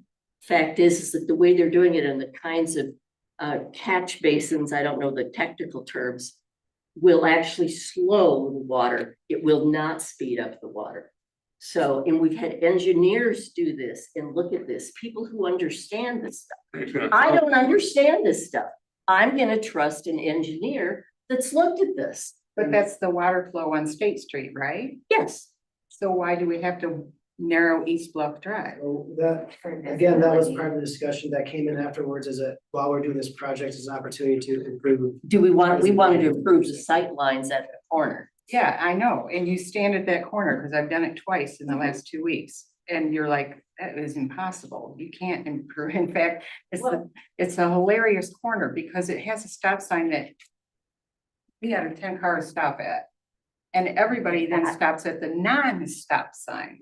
Yeah, so the, part of the idea is when you regrade that area, it'll be easier for people, the cars to stop and not to have to creep up as much to stop after the stop sign, so avoiding those issues of stopping past the crosswalk, because right now they're going, basically running through the crosswalk. And improve the visibility. And I agree with that, and to be honest with you, I watched myself when I was driving down Main Street and making stop signs, and everybody goes through the crosswalks at every stop sign. Yeah. It's not just there, so, And I know that Kyle had brought up painting lines so that people have the direction. And so I really do think that this has been discussed, and we've looked at a lot of different options and angles, and not everyone's gonna be happy with every decision, but we can't base our decisions off from what 3 people say. and I mean, this has been discussed at many public meetings, and You think you have it right now, or do you? I trust the process that we went through. I do, I really think we got good information. This is under old new business, so I mean, I guess, is a request to add this to an agenda or to discuss it? I don't. It's gonna be I started tried to do before that we- last week, and 3 of them voted it. Yeah, so they already, About it. yeah, so I think No, they already voted no on it we last already time. voted no, so no. I mean, and we certainly can't talk about it after it's started.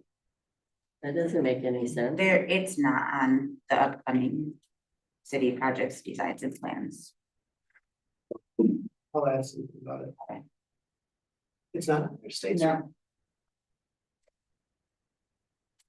All right, I'll put it on there. I mean, I'll put the information on the website. I mean, it's on the website already, but I'll put it in a new post. Yeah. A summary of Lucas. I send out letters to every resident though. I mean, Yeah. they all have their letters on State Street and Bluff Drive. Letting them know when the project is starting. Okay. Would be adjourned? Yep.